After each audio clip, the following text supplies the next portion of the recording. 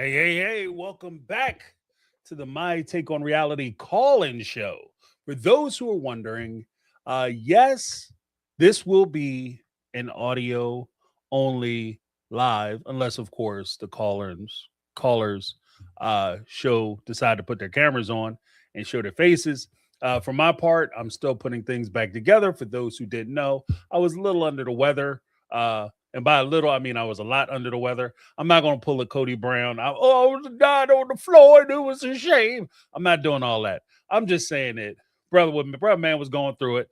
Hopefully I'm on the mend. I feel a little better, feel good, feel strong, feel like talking my stuff tonight. Uh, just I was in the process of trying to figure out how I could post some potential topics that we could talk about with the call-in folks, people who decide to call into the show. As expressed before, I don't know if you guys are aware, I talked about expanding the show past Sister Wives. Well, we have been talking about this even before the season had ended. Kind of, did not go out with a bang or even a whimper. It kind of went out like, you know, like silent breaking wind. Like this last episode, this last season, in my opinion, was utter garbage.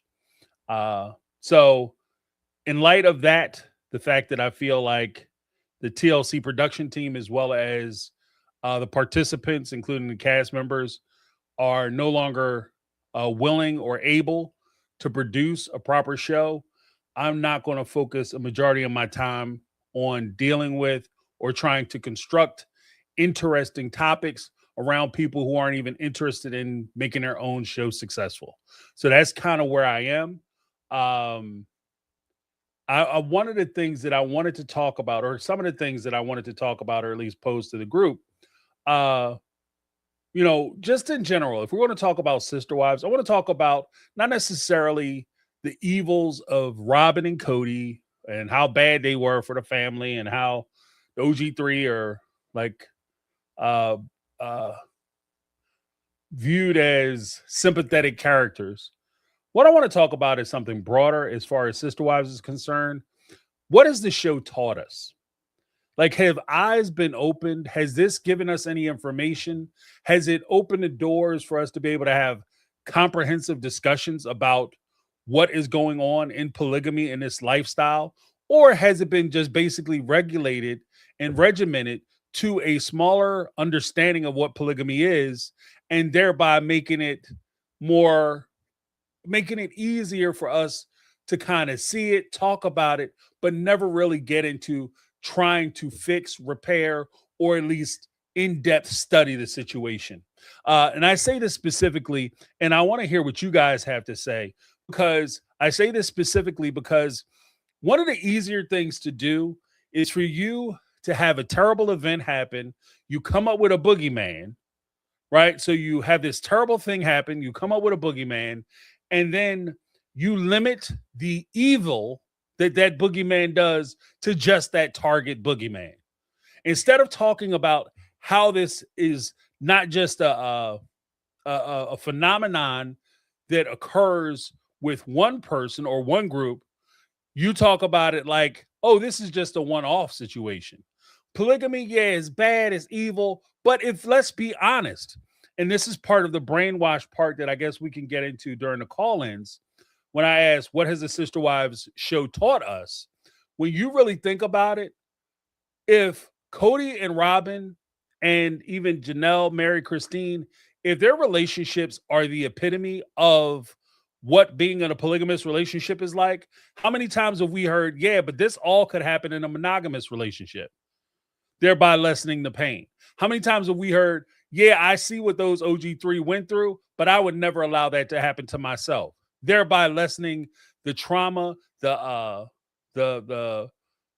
attitudes, the mindset, and the effects of said evil. You understand what I mean? So you have a situation where if it's just limited, like if this is all polygamy is, it could be easily squashed if you just take common sense, what most of us would refer to as common sense measures. You don't let your husband take all your money and invest it into properties that don't have your name on it. You don't allow a man to come and kick his feet up under your bed, put his name on your house, and dictate what goes on behind your closed doors. And he's not putting nickel one into any of your bills, and he's not helping you to take care of your kids. It's that simple. Bump, bump, just solve polygamy. And my question is, what has the show Sister Wives actually taught us? And even though many of us are on, ride or die for the OG3, have they taught us anything beyond they went through this horrible experience, they benefited from it financially, and now they're just merely talking about the experiences they've had, but they're not talking about how to correct it. And we can get into it later, but what steps could they take to contribute or further the conversation? So the first topic was what has this show Sister Wives taught us? The second topic that I wanted to open the floor for was the new direction of my take on reality. Like I said, I'm kind of at my I won't say wit's end. Like, it's just because it always was kind of going to go this way, but it's just at a point now where, as I look at it, I feel like I'm defending the indefensible. I feel like I'm trying to save people who don't want to be saved. I feel like the every excuse I make, every argument I proffer, every time I discuss Sister Wives, they go back. Like, I say something about Cody and Robin, and I have one, if not all of the OG3 come back and not only come back and try to say that I got it all wrong, or YouTubers, fans, audience members have the opinion all wrong, but Cody and Robin are great people, and we have to accept it. And then we don't understand what we're talking about. So again, it puts me in a situation where I feel like I'm trying to save people who don't want to be saved. And to be honest with you, I think they don't want to be saved because at the end of the day, like I said, all of them have benefited and profited from the situation. Now, clearly, Cody and Robin have benefited and profited more because they've been in a situation where they were basically taking a good chunk or portion of the OG3's money or income and using it for themselves. But at the end of the day, none of these people are doing bad financially. None of them are doing bad financially. And if you want to challenge that point, how many of us have just had a house built on 153 acres?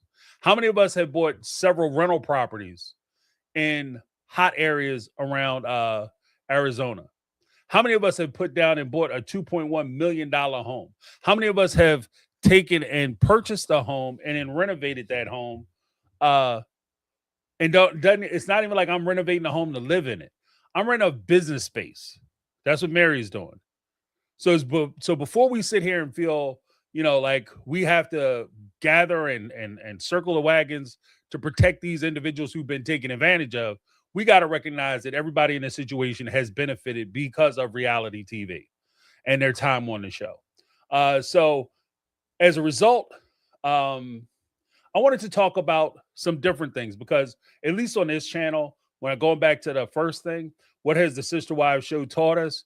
I think that our conversations can go beyond just, oh, Cody bad, Robin bad, they treat OG3 bad, treat OG13 bad, and we leave it there. I think there's a lot of things, a lot of places we can explore, a lot of conversations we can have. So if you guys want to give input or, even if it's criticism, like, James, you need to stick to the OG3 because that's what,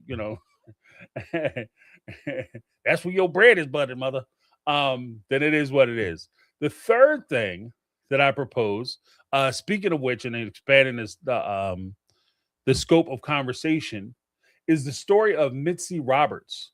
This is a former LA, Louisiana mayor who was convicted of inappropriate contact. We'll say it that way because James not trying to get, as I move to a different direction, I'm not trying to get YouTube banned or put in YouTube jail. So she was convicted of having inappropriate contact with her son's friend.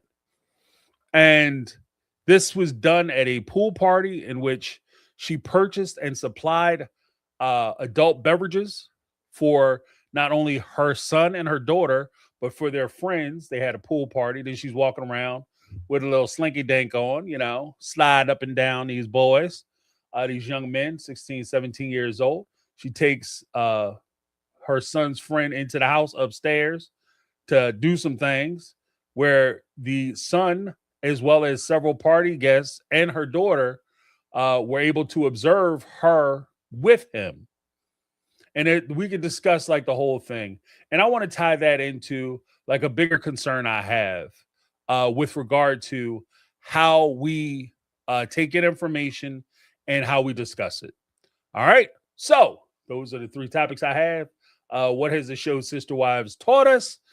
New direction of my take, and the story of Mitzi Roberts, the Louisiana mayor convicted of inappropriate contact with her son's friend. All right. So, yeah.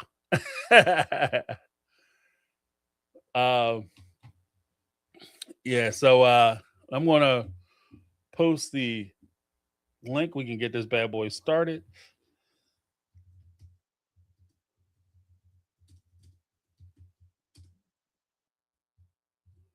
All right. And just so you guys know, let's be mindful of the time. You don't have to talk about all the subjects if you don't want to. But let's just be mindful of the time, because I'm going to try to cut the show off at about 2 hours. I got to start trying to limit some of my my live time so that the shows are actually watchable for people who do the rewatch crew. Even I'll say rewatchable and or clickable, because sometimes even I might like somebody and be like, damn, 3 hours. I don't know if I want to listen to even get into that. But if we have good information, I want to try to get as much of that information as I can. How old are these kids that the lady provided alcohol for? The jam. They were 16, 17 years old. So they were underage. She's 43, and she has a brother who is actually convicted of the same thing with a 13-year-old. So both her and her brother are both now registered. But coming to the stage, we got Linda. What's going on, Linda? How you doing? Hey, darling, I'm good, and you? I'm getting my call in first because I got my class at 7. Okay. So before I touch the two topics, I'm gonna tell you something, and I'm saying this with love because I appreciate you. The next time you get sick, you need to post a daggone post in the Facebook page and say you're on vacation or you're taking time off, because you have my fat ass worried, okay? And that's not a nice thing. Yeah, I apologize for that. I will say this. While I was sick, I was not able to get to a computer at all. Well, you could have sent somebody to put something on the dang Facebook page, but I'm glad you're good. Whatever it is, may you recover. And I'm sure you got good, whatever it is, just make sure you follow through with everything you have to follow through, because we're still getting updates and alerts at my hospital about all these, RSVs, mutations or whatever. But whatever it is, may God bless you, protect you, and you do well. And, don't be a typical man, and pay attention to your doctors and pay attention to your health. Okay, rant over. As I get in all your business like you don't have family, but, you have me worried. So okay. I appreciate that. I'll let it go. All right. So this last thing with this woman, I didn't read about it. I don't know what rock I've been under, but Lord have mercy. I don't know. I've been seeing a lot of, sexual assaults, because that's what it is, having sexual relations with minors, and a lot of sex trafficking. This is not just the Epstein files. It seems to be like the lid has been pulled back. Mm-hmm. And these cases are just mounting and mounting. And I just wish I was like maybe 30 years younger and gone into law enforcement like I dreamed of, and I would be hunting these monsters. Talking about that it's going to be a trigger for a lot of our members. So that's just something to keep in mind. But I think as we talk about it, because I think we have a very, very strong community, put words into action. So we start writing to our politicians, looking to change laws, make them stronger, because the laws vary by state, and I think some of them just get a slap on the wrist, and they don't get to do jail time and let the inmates handle it. But that's something to keep in mind. Like, if we are gonna really discuss sensitive issues like this, and it's something where we could take action as a group, we really should. No, I agree. I agree. Yeah, let's just not talk to talk. Let's just try to we gotta we gotta move. We just gotta move. We gotta do something. You know, if you're not gonna be part of the solution, don't be part of the problem. Right. As far as sister wives, I was ready to let them heifers go, and then they pulled me back in. And what pulled me back in was the quick interview notes to self did with Mary. She got upset with me because I did post it to our page, and I'm like, it was a whole lot of nothing, but it wasn't shade on her. It was Mary not talking. But you know, people are gonna get sensitive. Sorry, I didn't mean to hurt anybody's feelings, but you're gonna be in the public like this. Mel got mad at you, or Mary got mad at you? Mel got mad because she wrote on the thing. She goes, "Thank you for the thing, but that was rude." Sister don't know rude because then no one ever really heard me rude, but okay. All I said, it was a whole lot of nothing, which was Mary not saying anything. It was no shade on her. You know, they are developing their interview skills. They are getting better. They're, you know, diving deep in whatever it may be. And, you know, they're just my resource. But, you know, sorry she got her feelings hurt, but you're going to be in the public like that. Develop a little thicker skin, sweetheart. But I digress. The reason I said it, because they actually answered my question first, you know, when you wrote it in, because it caught me by surprise. And and her husband asked, you know, is there going to be a season 21 of Sister Wives, or is it going to be beyond? Oh, I can't answer that. Why you want if you can't answer questions on Sister Wives? Because that's what people are going to ask you.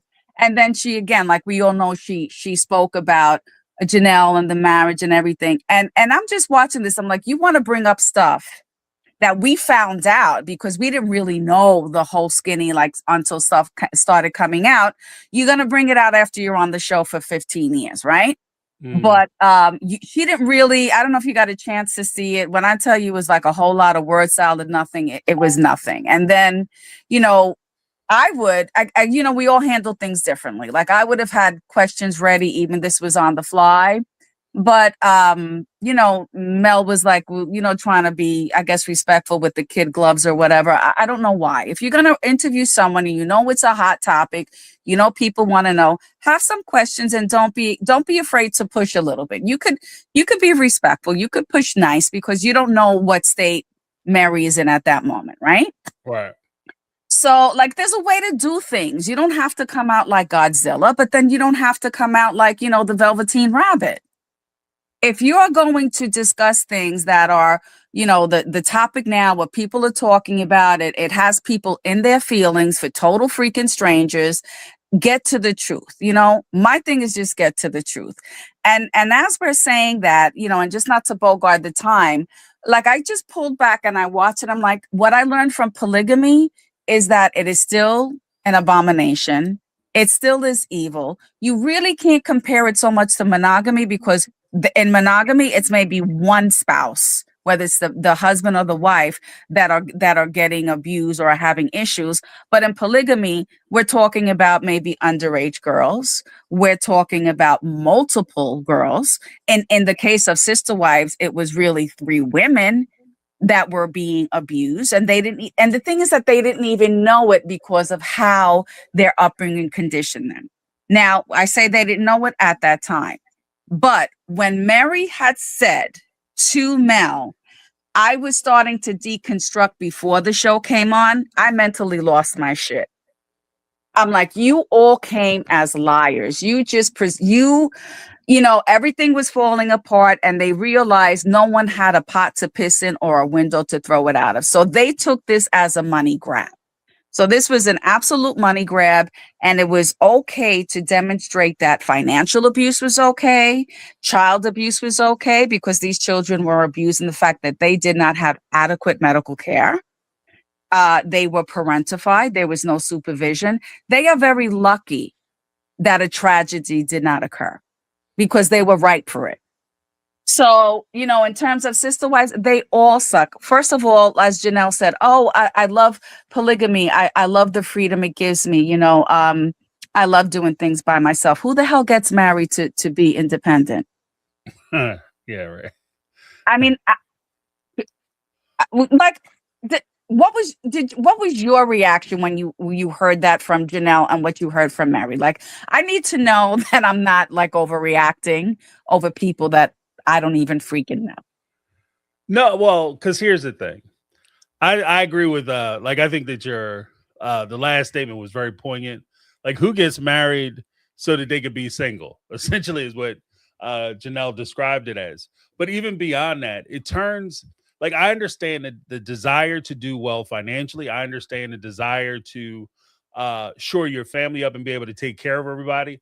But at the same time, I think that there's a bigger responsibility because this wasn't just you doing this thing in this show so you can make money, but you were affecting people's lives and their perspective of how they view these types of relationships. You understand Exactly. what I mean? Because you have a situation like when it comes down to it, I think that there's a bigger responsibility that all of them shoulder with regard to sister wives because you put out that this is not only a possible alternative to traditional life and lifestyles or whatever, but you said that this is a preferred life and lifestyle that you guys had no intention of living, that you had already started pulling away from, that you had put out and tried and sold to the American public and I guess global public as a wonderful thing that should be is above. It's not even the same as it's above traditional relationships. Bingo. You know. Thank you. And just to close, and the fact now that they know that this is over, that they know that the jig is up, because what this last season was them. This is just my idea on it, like just from a marketing standpoint. I'll put my old marketing degree to to the test here. So they all know that we already started digging. Everyone got the gist of it. So what they're doing now is damage control. And I think this last season was damage control, where they were saying, yes, you're right, but here's a little bit of an example, but here's the why. And this is what they were doing. And to give them another chance. This is what I think what season 21 is coming as, to give us a chance to redeem ourselves. You don't need to redeem anything because you already showed me who you are. And the fact that they still want to have jobs where they are going to grift the public is enough. I'm not going to strike with Janelle because Janelle is not a good person. I'm not even going to go into it. I can't worthy up with Mary because Mary can't worthy up for herself. Because, sister, if it took you 15 years and you're still deconstructing, there ain't a goddamn thing you could show me. I'm not going to cruise with Christine. If I want to go on a cruise, which would be a miracle because that is like my biggest fear. I love the ocean, but I'm not going to be floating over it for 10 to 15 days. I'm going to go with my family or I'm going to go with friends. I have nothing to say to you. Mm-hmm. And Cody and Robin, I guess they're going to keep living off their house until they're in poverty. And he's going to do another reality show, which I'm not going to be bothered with. So just to wrap it up, what they taught us is that polygamy is not good. Polygamy is abusive. It will always be abusive. And it's just taking advantage of women and just bringing us back as a civilization, so to speak, because there are no laws. The law is really not going after them. They go after them after the fact, after, an underage child has been abused. So it taught me that these reality shows, take them with a super duper grain of salt. Like, I don't care how nice they put it. I don't care how good they do it. The truth always comes up. And that's my story, and I'm sticking to it. All right. All right. Well, thank you very much for calling in, Linda. I appreciate you. I appreciate you too, darling. All right. Next time I get sick, I'll try to let you know. Let somebody know, Dagnabbit. You just have somebody post on the Facebook page, anyone in your family. James is on vacation, and then we leave you alone. You probably got a message from me on LinkedIn, so I'm like, are you okay? Yeah, no. All right. But thank you very much. I appreciate it. Okay. Bye. Right. Bye. Awesomeness. So we had Glenda drop in with some hotness. Yes, I get just in fairness. I understand where, Mel and Corey, they're working hard trying to make their channel successful. This is not easy. This is not an easy thing because even as you grow and you shift, like as I move away from Sister Wives, or Sister Wives is starting to sputter, like people have decided to disconnect from it. So it's not difficult for you to take that personally. I try not to, because at the end of the day, the Sister Wives in and of itself can be trying, because there's so much that happens during the course of the show that makes you frustrated, angry. uh it just doesn't seem right, it doesn't sit well, only for you to be told by the participants of the show that your anger is unfounded, that you are being unreasonable when you get pissed off.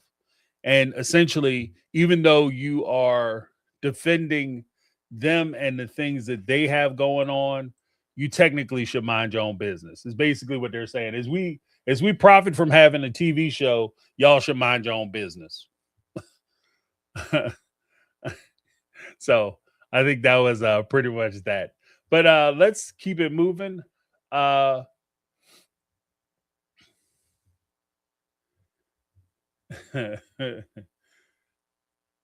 okay,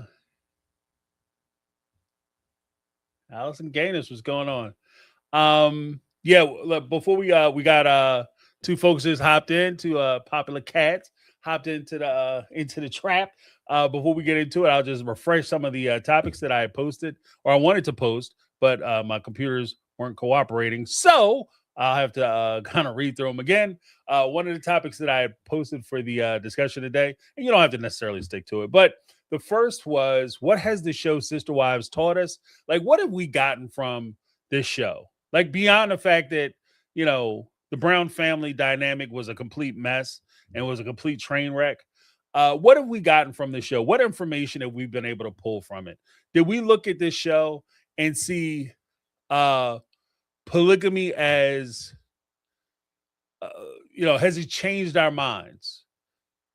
Or is it one of those situations? And I'm hesitant to use this example, but I think is best applied.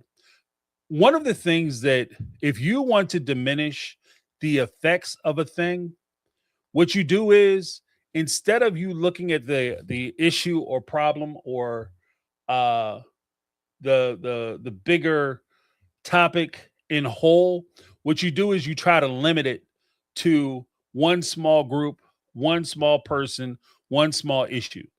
Then you put everything onto that one small thing. And everything that you want to do or criticize has to fit into that image. So, for instance, with polygamy, if I'm talking about polygamy, you notice that when we talk about the Brown family, we talk about Sister Wives. What we don't talk about is child brides. What we don't talk about is people marrying their cousins.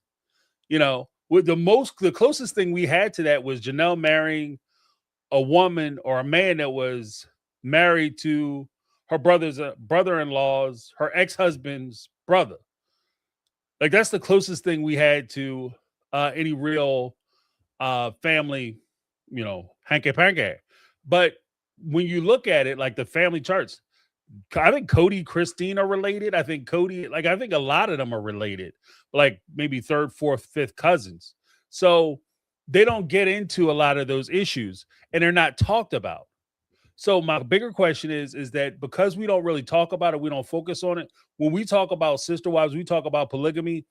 It does, in my opinion, it does, to a degree, it does a disservice to the bigger conversation, because it normalizes and, in essence, makes some of these conversations very limited in scope. And so we don't really address it. All right. The one thing I will say about Mel and Corey, they are trying to be a little more expansive, talking to different people from different sects, like the LeBaron group, and talking to people who went through some things and then their personal experience. I think they're trying to expand more on it. But the show itself is not. The show itself is not. But I want to hear what you guys have to say with what has the show Sister Wives taught us. And it's also a little, kind of what Linda kind of went right into what I was thinking about. As the show is starting to close down, I've seen like infomercials from McKelty. I've seen like these little type infomercials and invitations to join self-help groups from Christine, Mary, and Janelle. So, is that what the show has taught us? And are these people genuinely concerned with the audience members and people that they've dealt with, people that may look up to them? The second topic would be the new take of my take on reality, moving past Sister Wives or whatever. What you guys think about that and how I want to cover things.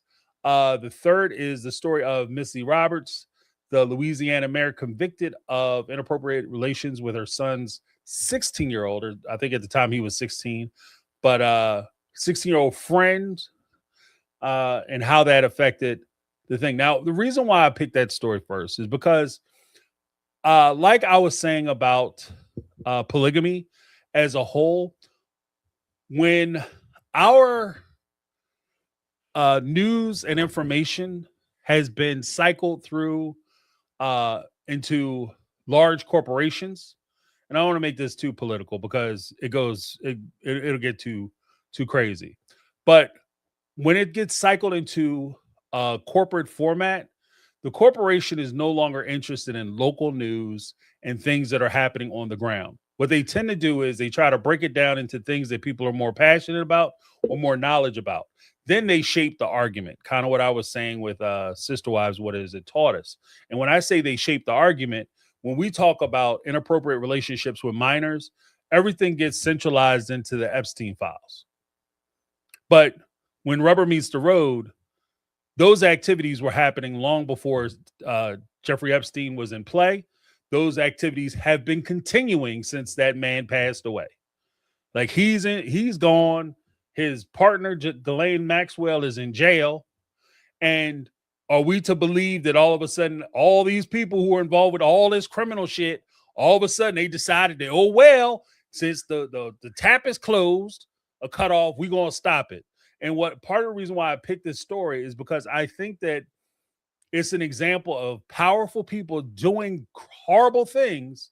And yet there's a real possibility, because I didn't hear about it until last week or earlier this week. And the fact that I did, like, this is a big ass story. This is a huge story. A mayor was messing around with young folk. What is going on? There was a time, because I'm old, there was a time where this would have been on a front page of every newspaper from the East Coast to the West Coast. But now we don't even talk about none of this stuff. So that's part of the reason I'm really considering just a new direction on my take. In addition to doing like the relationship analysis, maybe commentary on work and employment observations, I wanted to maybe once or twice a week drop small stories that I think should be given a lot more attention that we just don't receive, right? And I'm not going to say, for whatever reason, we don't hear about this stuff. And I think that a lot of it needs to be talked about. But coming to the stage, we have Megatron. Megatron, what's going on? How you doing? Hey, my take. Hey, James. Hi, everybody. What's happening? How's life treating you? And everything is everything, one day at a time. Yeah, I heard that. They got my trainer whoop my hind part in the... Huh? I say any more than that, I couldn't take it. Listen, I'm telling you, I said my trainer whooped my behind today, so I had to limp on home and I'm still laid across the bed. I ain't even hit the shower yet. I'm too weak. So I'm using you as an excuse not to do nothing right now. I'm not adulting. I'm just chilling. Oh, there you go. But so okay. Listening to the three topics. So the Mindy lady, I didn't know nothing about that. I gotta look that up. Yeah. I kind of been tunnel vision, so I don't know. But I'm gonna look it up. I made a note to look that up. So yeah, definitely come back to that one, James. Yes, I forgot what was the other one. For those who may have missed the name of the former Louisiana mayor is Misty Roberts. She's actually the first mayor, first woman mayor elected in that small town. And wow. Shit the bed on this whole thing. Yeah, so it's terrible. It's bad on so many different levels. It's insane. Right. And I had no idea until you brought it up. I was like, who is that? So I did a quick scan. I was like, oh, okay, I got her. So I made a note to kind of get more info on that. But definitely we got to come back and touch that one. And what I've learned from Sister Wives, honestly, is this just entertainment. Not to take it personally, not to take it too serious. Because there's a lot of shit happening in the world that's real people. You know what I'm saying? Mm-hmm. And it's like, why am I allowing these people that I technically don't know to even rile me up to the point where I'm having a bad day at work, or I can't go to the gym because I'm just that mad, and it's like they're impacting my life in a negative way. And by me watching this crap, I'm basically impacting their life because they're getting paid. So entertainment is entertainment. You know what I'm saying? And I look at it like this: listening to, it's almost like TLC has stepped in and had a group meeting or individual meeting with each of the Brown families. Say, look, y'all, this ship is taking on massive tons of water. We have to, because have you guys ever known this whole family as a whole to do this many interviews with this many podcasters? Right. I've never seen it. So it's almost like TLC is not forcing them, but strongly suggesting over and over that they get out, because it's like every week they're on a different show. And I'm like, except for certain shows. The shows that they won't do are the shows that they know the host is going to ask the questions they don't want to answer. So they're doing the little fluffy hee ha ha shows versus the what the fuck is really going on. What are you doing? You know what I mean? They're not doing those. They're doing the other ones, where people are going to ass around with them, basically. Right. But it's all of them. All of them are doing it. It's like if McKelty do this show this week, and then within a month's time, Christine has done it, Janelle has done it, Mary has done it. So I don't know. I was like, maybe, TLC kind of stepped in and is making them. That's a condition of getting another season. It's almost like it's a condition of getting another season, doing all of these podcasts. Because I've never seen them do this many before. Not even when Christine released her book, or, you know what I'm saying? Like, not even for their own MLM. Mm-hmm. So I don't know. I was just wondering, TLC might have stuck. I mean, at the end of the day, it's entertainment. Right. They are being paid to entertain, whether it's the truth, whether it's a lie, fabricated or what. So that's what I just learned from these people. And also not to give them none of my money. Like, I'm just not investing in nothing that they do. If I can't do it for free, then I won't be doing it. Nah, I hear you. Well, because I'll even say this, because I had noticed that as well, the increased opportunities they had as far as going on podcasts. My first initial thought is this. I noticed that they have gone on podcasts, and this is no disrespect to the people whose podcasts they've gone on. But what I've also noticed is that you've had people who have covered them for years. And they don't get a call to talk about them or talk to them. Now, I understand. Let's not get it twisted. I'm not suggesting that they come on my show, because I know that they know not, that they're not going to do it, James, because you're going to ask the questions. I'm not in the running. I get that. And I'm fine. To be honest with you, I'm fine with it, because I'll go on the record right now. Part of me is not even really interested in talking to him, for the simple fact that I don't want to do a fluff piece. I don't want to do it where I got to sit there and kiss your ass for 35, 45 minutes and talk about how awesome you are, how amazing you are, and how much of a driver you are, without actually covering any real topics, issues, or questions that the fans actually might have. So I get it. But I mean, folks like Sarah from Reality, like, why wouldn't you go on her show? Right. Toss her, bro. Didn't she say somebody blocked her one time? Yeah, Jen. She said Jen blocked her. That's why she ain't going up there. Because Jen ain't. That's why they not go. Yeah, Sarah ain't coming for your neck. So I don't know why you go on her damn show. But people have popped up like within the last year, and they've been on their show. And you're on their shit. Right. Okay. That's the trend I was looking at. And I'm like, okay, but I don't see their videos going back to about a year, maybe two. And you're doing an interview. And like I said, McKelty will be on it this week. Christine's on it the following week. Janelle's on it the following week. Mary and Jen's on it the following. And it's like, okay, but you have this person who's been covering for 15 years and not a peep. Mhm. Why is that? This is TLC, and because they watching. Hey, y'all, this is the show. They don't gave them a list. Don't go on this show. Don't go on this show. Don't go on this show. But you can go on this one. It's like pre-approved. These are the ones you can do. Right. Y'all got to get back in touch with the fan base because they are checking out in alarming numbers. So I mean, again, it's entertainment. I get it. But you won't be getting my money and you won't be getting my time because I'll watch the highlights. Yeah, I'll let you tell me about it, James. But I'm done with these people. Yeah, well, I mean, quiet as it's kept. I'm breaking news. Like I was looking at my you know what I mean? Like as I was a little under the weather, I was looking at my expenditures as far as like services and shit. Getting rid of the dead weight. I had to let that shit go. I was getting rid of the dead weight. I'm telling you, like, serious. We are in an economy. We are in a crisis. Let's just keep it 100. I'm a single mom. I'm a one-income home. I am not going to sacrifice anything in my house just to keep the subscription to watch y'all sit up here. You have told the world everything we watched was a freaking lie. Oh, I was going to leave before the show. Christine said the same thing. So basically, all these seasons were lies, basically, is what you're telling me. Right. Oh, yeah, no, what you saw, that wasn't the real deal. But I don't understand. You're telling me that it was a lie.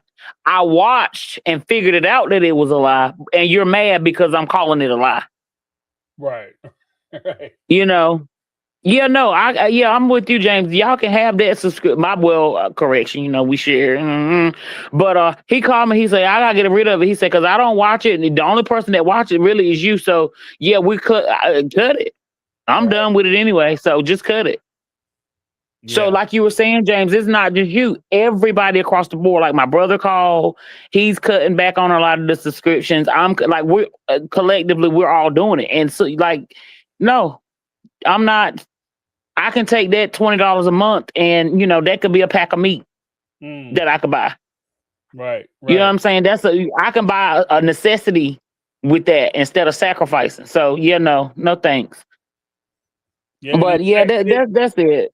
And then at the end of the day, sacrifice them for what? Like, I can watch y'all sit around more lies from like 10 years ago. Like, what are we doing? You know what I mean? Like it's not even juicy.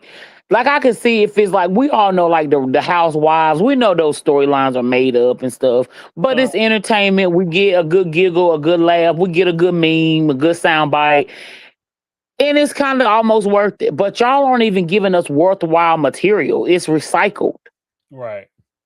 Because if I hear the word Coyote Pass, Catfish, and Safe one more time, I'm probably gonna hurt somebody. Yeah, lose my damn mind. But I'm definitely down with the covering like real time stories. Like they just had, I've been watching CNN with the guy threw the bomb. Like I'm still trying to figure out what that was all about. Right. But yeah, I'm definitely with that, James. I will much rather deal with stuff that's gonna impact me versus that rubbish, as Christine would call it. Right. They don't even care about. Like that's another thing that kind of broke me too. It's like y'all don't even give a shit about this. Like I'll sit up here and argue with this stuff left and right and stand on the soapbox all damn day, talk about how this man did wrong, and y'all like, no, he a good guy. Like what the? He's a good dad. Like, and it's like, wait, so I'm out here doing all this arguing for you, and you ain't even mad? Oh, okay. Yeah. Like I said, you trying to save somebody who don't want to be saved. J. Cole said, don't save her. She don't want to be saved. Yeah, you know what I'm saying? Like, that's where I'm at with it, and it's like, at this point, Sister Wives are not even entertainment. It's just filling up a time slot for TLC. Right. It's not even entertaining anymore. This is sad. It's depressing. Yeah, yeah. And Like then, it's a you said, mood alterer. I think it's at a point now where people watch it not because we're interested in what's going to happen and what's going on. You watch it because you're used to watching it, and it's just something you used to Yeah, do on Sunday. Because right. if you disagree with what I'm saying, I challenge you to call into the show and tell me what it is you're excited about next season. Right. Because if you are like, if the show is like that, they don't run a show where they don't have a cliffhanger or next season we're going to see such and such and such and such, because you always know what's about to happen, what's about to drop. We don't have any of that. That's also part of the reason why I think they're so busy trying to roll out to different podcasts and stay in touch with Yes. fans, because they're trying to distract away from the fact that they don't have shit to talk about. They don't have nothing to talk about. And all next season, you know what we're gonna see? If there is a next season, the only thing's gonna be up there is them doing these damn podcasts that we've already fucking watched. Lord forgive me, that we've already watched. Right. That's all it's gonna be. Them preparing for the podcast, a couple of clips from the podcast, and then their reaction to the podcast. That's all it's gonna be. What else do they have? Well, that and the tease that, guys, we're about to get the family all back together again. And to me, I think that would be the largest slap in the face to the fans for them to try to force them back together. Mm-hmm. Because we've spent all this time watching these people theoretically get mistreated the entire time. Now we'll try to rush them back to put them in the same damn room. For And what? it's not authentic. It's not authentic. Because you couldn't even mention the children name to them this last season. Now all of a sudden y'all kumbaya. Man, you know what? I don't got time. James, I don't have time. I'm not doing it. Right. You just put me in a cussing mood. Like that's all. Like, and I listen, and I said I'm gonna stop cursing. I said I'm gonna ease up a lot. How's that going? You know what? It was going fine until I started talking about sister wife. I ain't said a curse word in 2 days. I haven't said a curse word in 2 days. Now I'm talking about sister wife and done drop about 10 in 30 minutes. See what I'm talking about? This is why this show's bad for your health. Right? It's bad for your health. It's unhealthy. I heard I'm suing them. I'm suing them. All these all these PCP visits and copays. Yeah, I need to recoup some of that. I need some get back. Pull what Robert said, she's going legal. I'm finna go legal. I'm finna call my attorney because y'all are not safe. They the ones ain't safe. Yeah. How you feel like? But that's it. Yeah, that's all I got. I know you probably got people calling and worried about you folks. Glad to hear your voice and glad to be back. But yeah, I mean, it's entertainment, James. That's it. People, don't take it too serious. Keep our blood pressures down. Keep our PCP visits to a minimum. Yeah, definitely don't go to jail trying to confront these fools. You know what? And that is the number one. It's like, you know what? Why are y'all sitting here yelling at these people on behalf of women that don't give a damn? So let's just let the sleeping dogs lie, as my grandmama would say. Let that sleeping dog lie, baby, and move on. I think it's a high time that we all do that. So I'm definitely down for the videos about current events or what have you. Definitely down for that, and how we can keep the cost of living down. Because I don't know about y'all, but single mom, I'm struggling over here. I'm telling, we cutting corners now. I heard Miss Linda talk about cruising. Girl, I got 2.5 weeks before I'm on my cruise headed to Aruba. We're going to the ABC Islands for spring break. Nice. And when I tell you I'm gonna show my behind, I'm gonna show my behind. And Linda, I'm gonna throw a couple drinks back for you, sis. There you go. And my take, I got y'all's name on the glass. I got y'all too. I got you. There you go. Well, I tell you what, just make sure when you do it that you do it old school fashion. And what I mean by that is, back in the day, unlike these young whippersnappers, we didn't tape shit. There was no video evidence of us doing anything. We go on vacation. You understand? We gone. And when we get back, The people who was there can talk about it. Everybody else, it is what it is. And that's it. But it's so hard. But you know what? I got a mask. I got like a little masquerade mask to hide my face. So even if you catch me on somebody else's video, you're not gonna know who I am. Because I'm with you, James. I'm here on vacation. You don't know me like that. I don't know you like that. Don't be posting me on your news feed. Right. Talk about it's turned up on my business ain't everybody's business. So don't be putting me up there. But I got me a little face mask that I'm gonna keep on while I, turn up a little bit. There you go. Because I'm a school teacher. I can't be going viral now. Right. Well, because I can't be going viral. You know what I mean? And the way I see it, at least back in the day, if you do some dirt, we didn't do videos. You got mind movies for that. Right. You sit back, close your eyes, and remember. That's it. Like, that part. They sit there and giggle. Yeah, let me put it on for everybody can see how good a time I had. Nope, it's good enough for me to know how good a time I had. You should have been there. If you wanted to see it that bad, your ass should have came. That's what I tell my sister. Well, what happened? Who was there? Your ass should have came if you want to know all that. Right. It ain't my place. Don't be asking me no questions. I don't know. I don't remember. I don't know. I don't remember. Well, I'm gonna show that must have happened when I left. I hope they show me. I'm not gonna tell them. I hope they don't tell mine. James, in theory, that would be nice, but you know how nowadays you'll be viral in a minute. Yeah. You could be sitting there minding your business and be a damn meme, just sitting there eating dinner. Right. You ain't even doing nothing crazy. You just sitting there eating. It could be the way you eating, and somebody done recorded you secretly and done made you viral. Right. Well, I'm gonna sue you if you put me out there. So I might need to wear a disclosure T-shirt. If you record me and make me viral, you will be sued. Right. I see you in court. So, see you in court. That's it, James.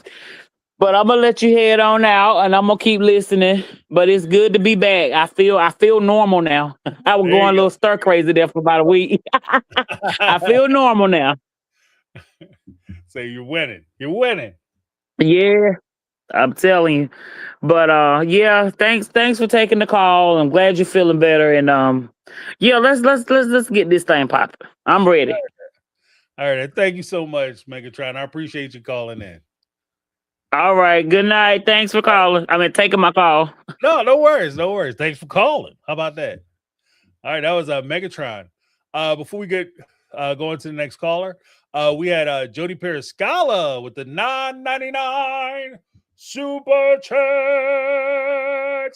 Said, no offense, but you spend Sunday, Monday, Tuesday, Thursday, Saturday discussing the show. I've been nagging you for new content.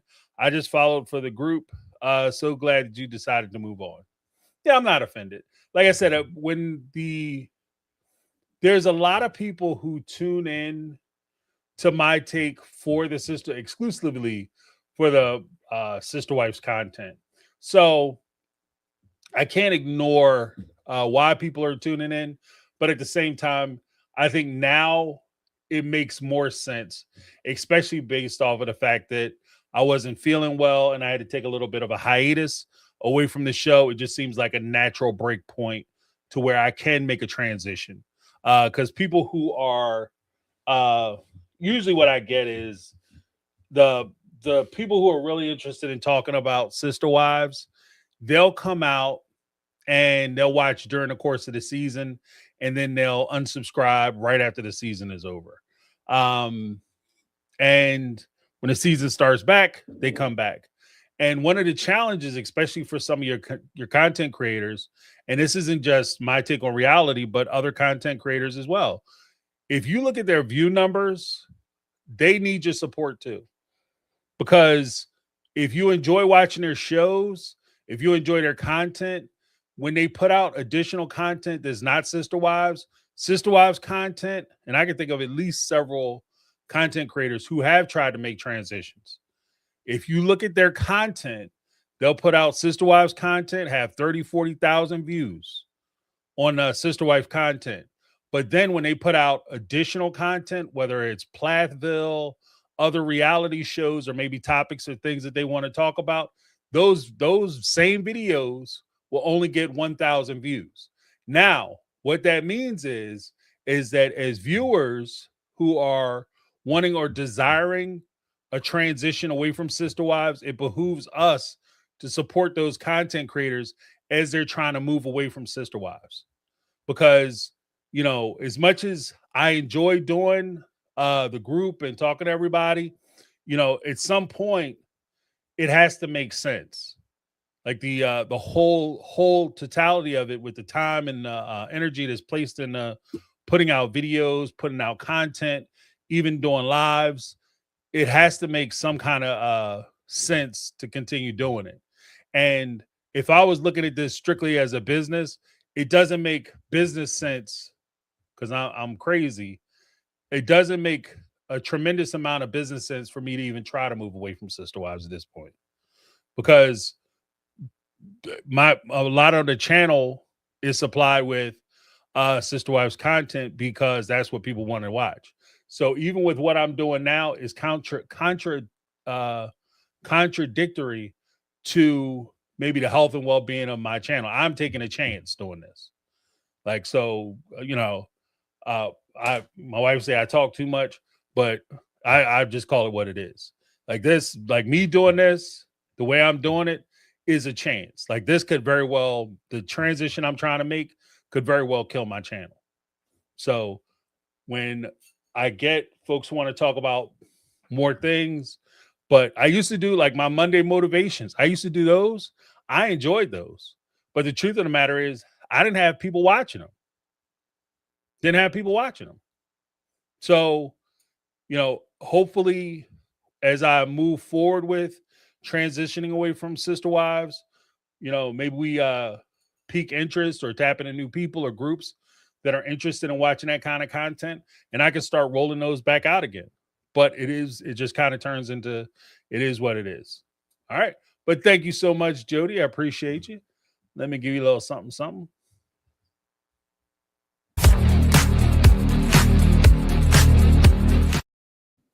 All right.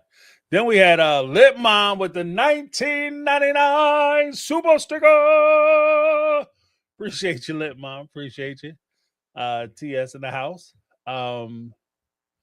Says, you are amazing. No, you are amazing. You are amazing. Lip Mom, for those who don't know, is the OG triple OG. She's been around for a while, has been supporting the channel for a while. Appreciate her holding us down.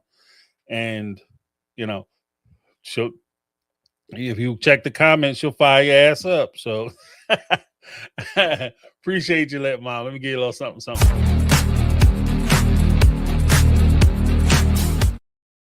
All right. But next up, we have Caramel Cuties. What's going on, Caramel Cuties? How you doing? No, I'm barely surviving. We had a rolling blackout for about a good 45 minutes here. Lovely California. You got to love it, right? Oh, shit. High gas prices, cost of living, and every now and again, they just going to shut your energy off. So if you don't have satellite, you're just screwed. And it's, mid 70s today. So it's about 85 degrees in my room right now, trying to get it back cooled down. So, yeah. It's been great. I remember in 2001, there was a company, Enron, that used to run you guys Power Grid. And they used to shut your shit off on purpose. Yeah, well, I think they're doing something in the area. I'd seen one of the trucks, it's out here, it's Pacific Gas and Electric, so PG&E. And I'd seen one of the trucks towards the end of my block when I went to go pick my son up from school. But, I was like, oh, maybe it's just a house call, little maintenance call. And not even 10 minutes after we got home, I pulled into the garage, came into the room to turn on YouTube, and everything went out. And so I was like, okay, well, I got a little bit of charge on my phone. I can watch it from my phone. That's not a problem. But I can't do my phone and the iPad and or the TV at the same time to see the comments, because once you're locked into StreamYard, I can't go back into the actual live chat. So I was just like, well, I'm a little out for a moment, but it's all good. Okay, welcome back. Because I'm back up and running. Temporarily, right? I was a little nervous. I got to get my daughter in a little bit, and I'm like, if my car is stuck in the garage, I don't know how I'm gonna get her. But there's like an emergency latch we can hit. It's just pitch black out there. There's no light, so I'm like, I don't know how we're about to do this, but we would have figured it out. Or I would have had to pay for her Uber, one of the two, you know. Right, right. It's just parenting in California, on a random Tuesday. This is the joys that we get. We just gotta keep you interested. That's all. The story that you mentioned, I'm so bad when it comes to like the news and stuff. I really didn't have a clue what you were talking about. And as I, of course, tried to go look it up, I didn't have internet, so I was a little stuck. But I definitely wrote it down to put a pin in it. But it's a story coming out of like Fresno, California, I think it is, or Visalia, somewhere in like the Mid Valley, where there's a guy running for mayor of the town, I think, and he's a registered offender, like full on, not hiding. And he's eligible to run for mayor of the town. And like they did one of those town hall meetings on the elementary school campus. Like he's registered and he's having a town. The shit is wild. Like this, it's making absolutely no sense to me. The people are voting for him. Like in the town, he's in the polls, he's leading. Like this fool could possibly win. Wow. Craziest shit I've ever heard.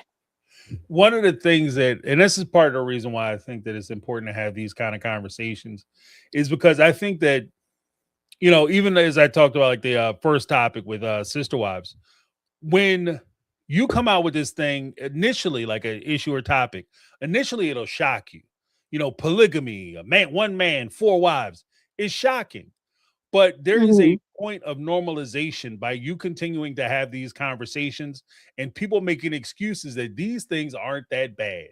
And you put it in limited scope where all of a sudden it's, the reason why I'm a registered person is because I was 19 and my girlfriend was 16 and her parents found out. And so she was almost there and we weren't that far apart. So what was the real difference? Blah, blah, blah. And there's a point where we start to normalize it and overlook it, and because like you said, there was a time, let's be very honest. There was a time where if somebody even hinted that you may have had inappropriate contact with a minor at any point in your life, your chances of running for office out of the question. They're looking at running your ass out of town. That part. You know what I mean? They're looking to run you out of town. Like we don't even want you living here no more.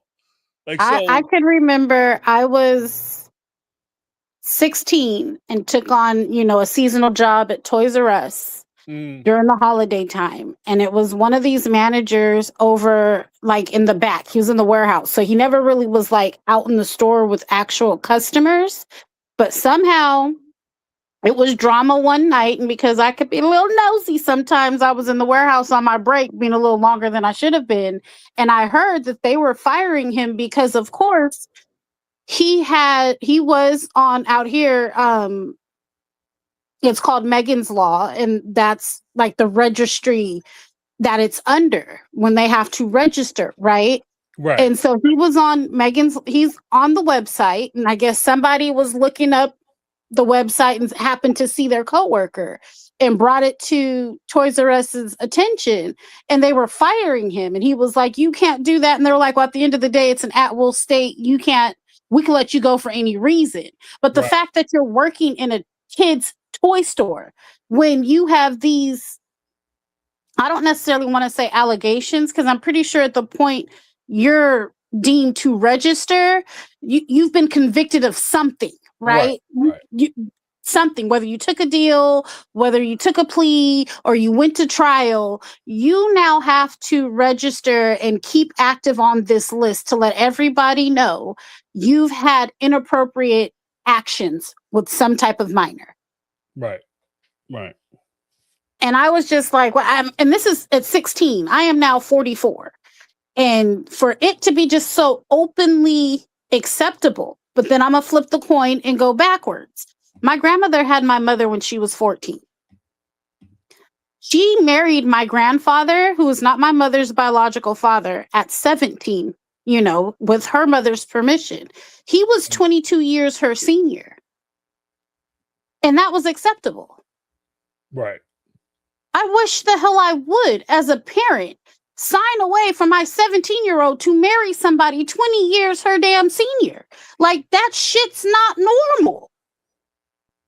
But sad to say, you know, my great grandma used to always say her family said she was ruined because she didn't have my grandmother till she was 25. She's one of like 15 kids, and all her siblings, she's dead smack in the middle. All her siblings started having babies at like 12, 13, 14, getting married at like 16, 17 in Louisiana. Like, that was what they did back in the day. And I'm like, I wish the hell I would be at 16. I couldn't imagine being somebody's mother, let alone somebody's wife at that age. And it's acceptable. Like, it's expected. Right. And the fact that my husband wasn't another 16-year-old, like, he was a grown-ass man. There's something wrong with that. Or maybe it's just me who thinks that that's psychotic. But I don't know. Like, but to hear of a story flip where, okay, wasn't there a teacher or something? God, what's that woman's name? Didn't she die of like cancer recently? But wasn't she convicted of like essaying her like, wasn't it like 5th or 6th grade? He was a student. She ended up getting pregnant by him and ended up going to jail. God, Yeah. what is that woman's name? Mary Kay Letourneau. There you go. Yes. Mary Kay Letourneau. She had her victim was in grade school when she started messing with him. She got pregnant, went to jail. Then when she was released, they got caught her pregnant again with him again. Yep. Messing around. He was still under 18. Well, this tell you how long her ass. Like, she went to jail, got out, and he was still a child. Yes, she got exactly. Out. And she got pregnant again and had another baby for his ass. Like, they got 2 kids, and this is all before he had 3 kids before he was 18 years old. Right. That shit just, I don't know. Like, stories like this just, as a parent, burn my hide. Like, don't get me wrong.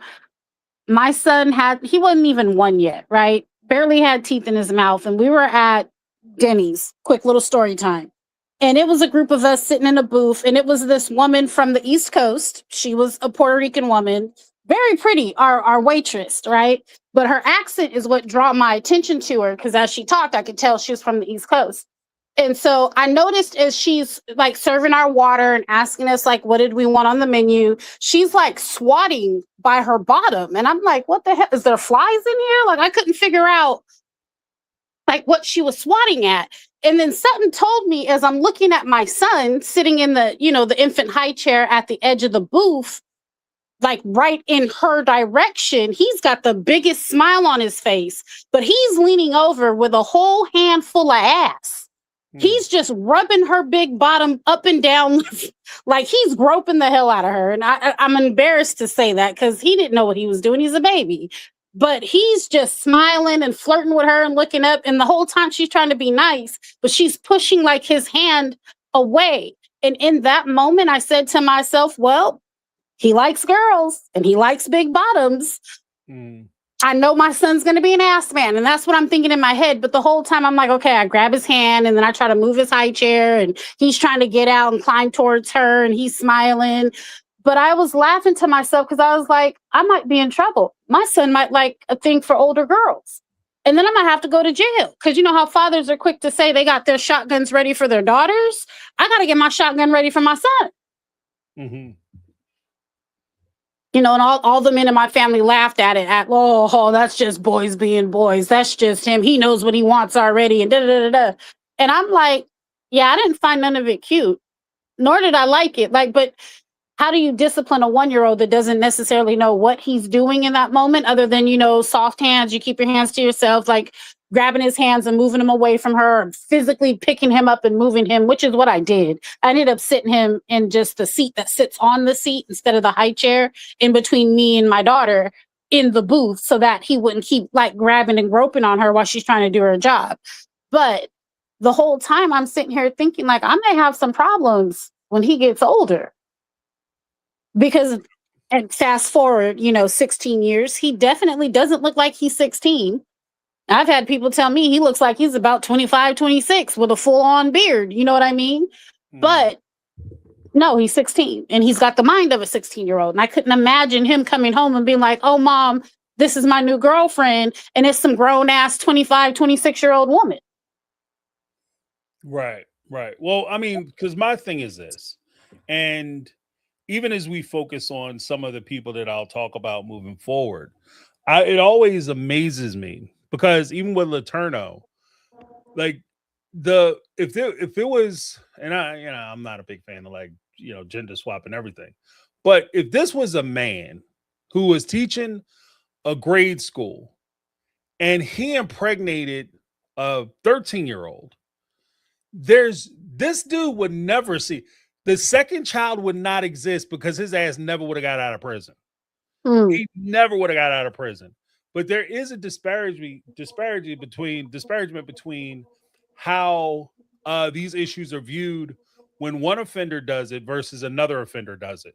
Because, like you said, even with your relatives, they come back and they hear about this issue with your son and his old boys being boys, and everybody thinks it's cute and funny.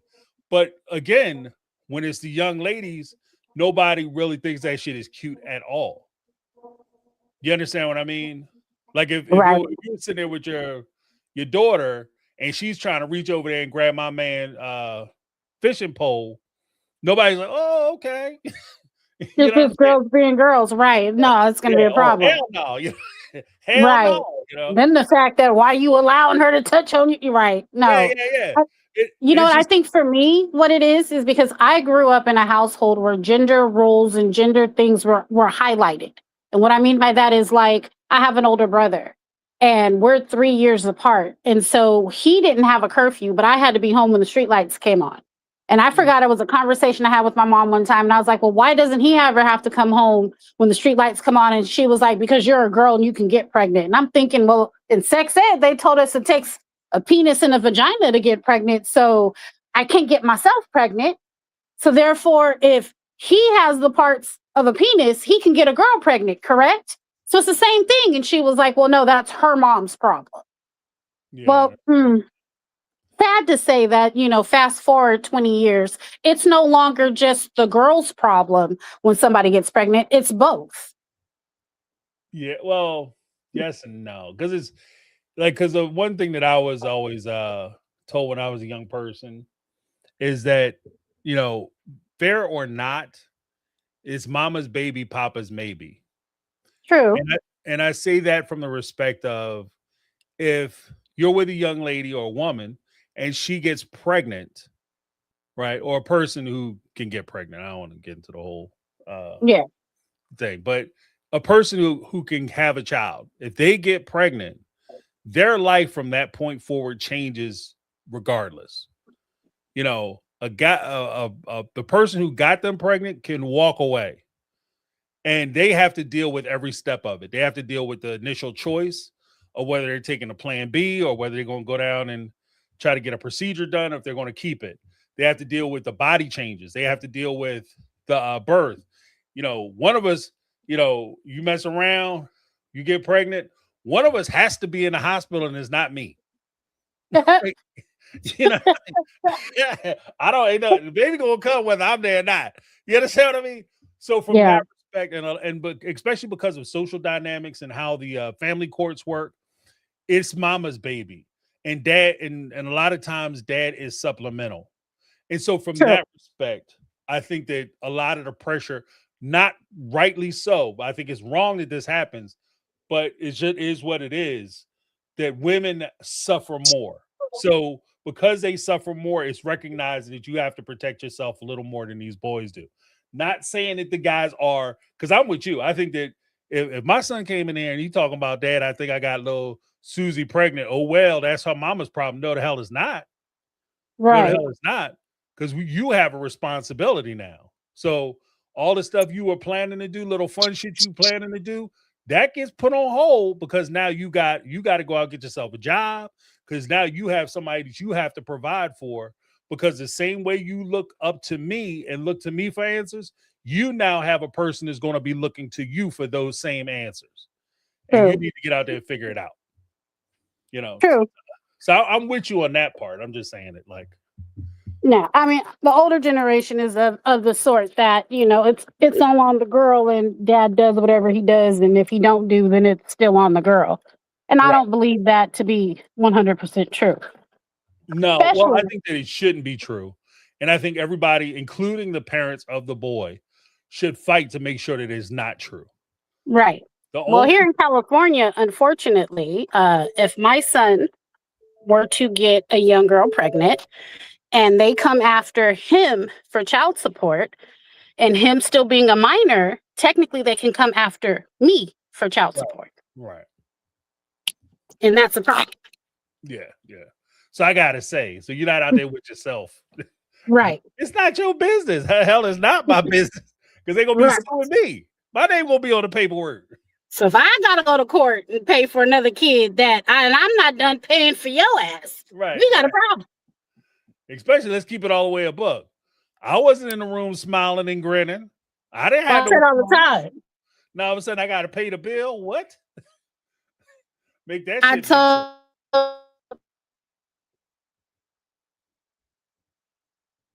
Hello? make him. So I babysit when I can if you need me, but that is not my job to help raise your child. Right. I was say you the mama. But in a sense of sister wise, well, I tell my family all the time, if I wanted more kids, I know where and how to go get some more. I don't need any more. I don't want any more. I actually have a niece right now that keeps running away that they're trying to ship up here to me. And I was like, nope, ain't no more room at the end. We're full. I can't. Right. She's smoking weed. I just heard she's having sex. She got jumped into a gang. She's 15. I'll find you all the resources I can to help from here, but baby, she cannot come to my house. Can't do it. No, ma'am, no, sir, no ham, no turkey. I love from a distance and I love hard, but ain't no way. I'm not taking on those responsibilities. Especially when my own kids aren't that troubled. I'm not seasoned in that situation. So, Right. no, can't do it. Well, too, I But think that you also have to recognize that, you know, kind of like a boxer or a fighter, you have your prime. Like you have your time when you could deal with you're open to dealing with a lot of stuff. You had a facility, the patience, and the tools to be able to deal with certain issues. And like the aforementioned, you know, boxer, fighter, whatever, you move past your prime, and it's recognizing your truth.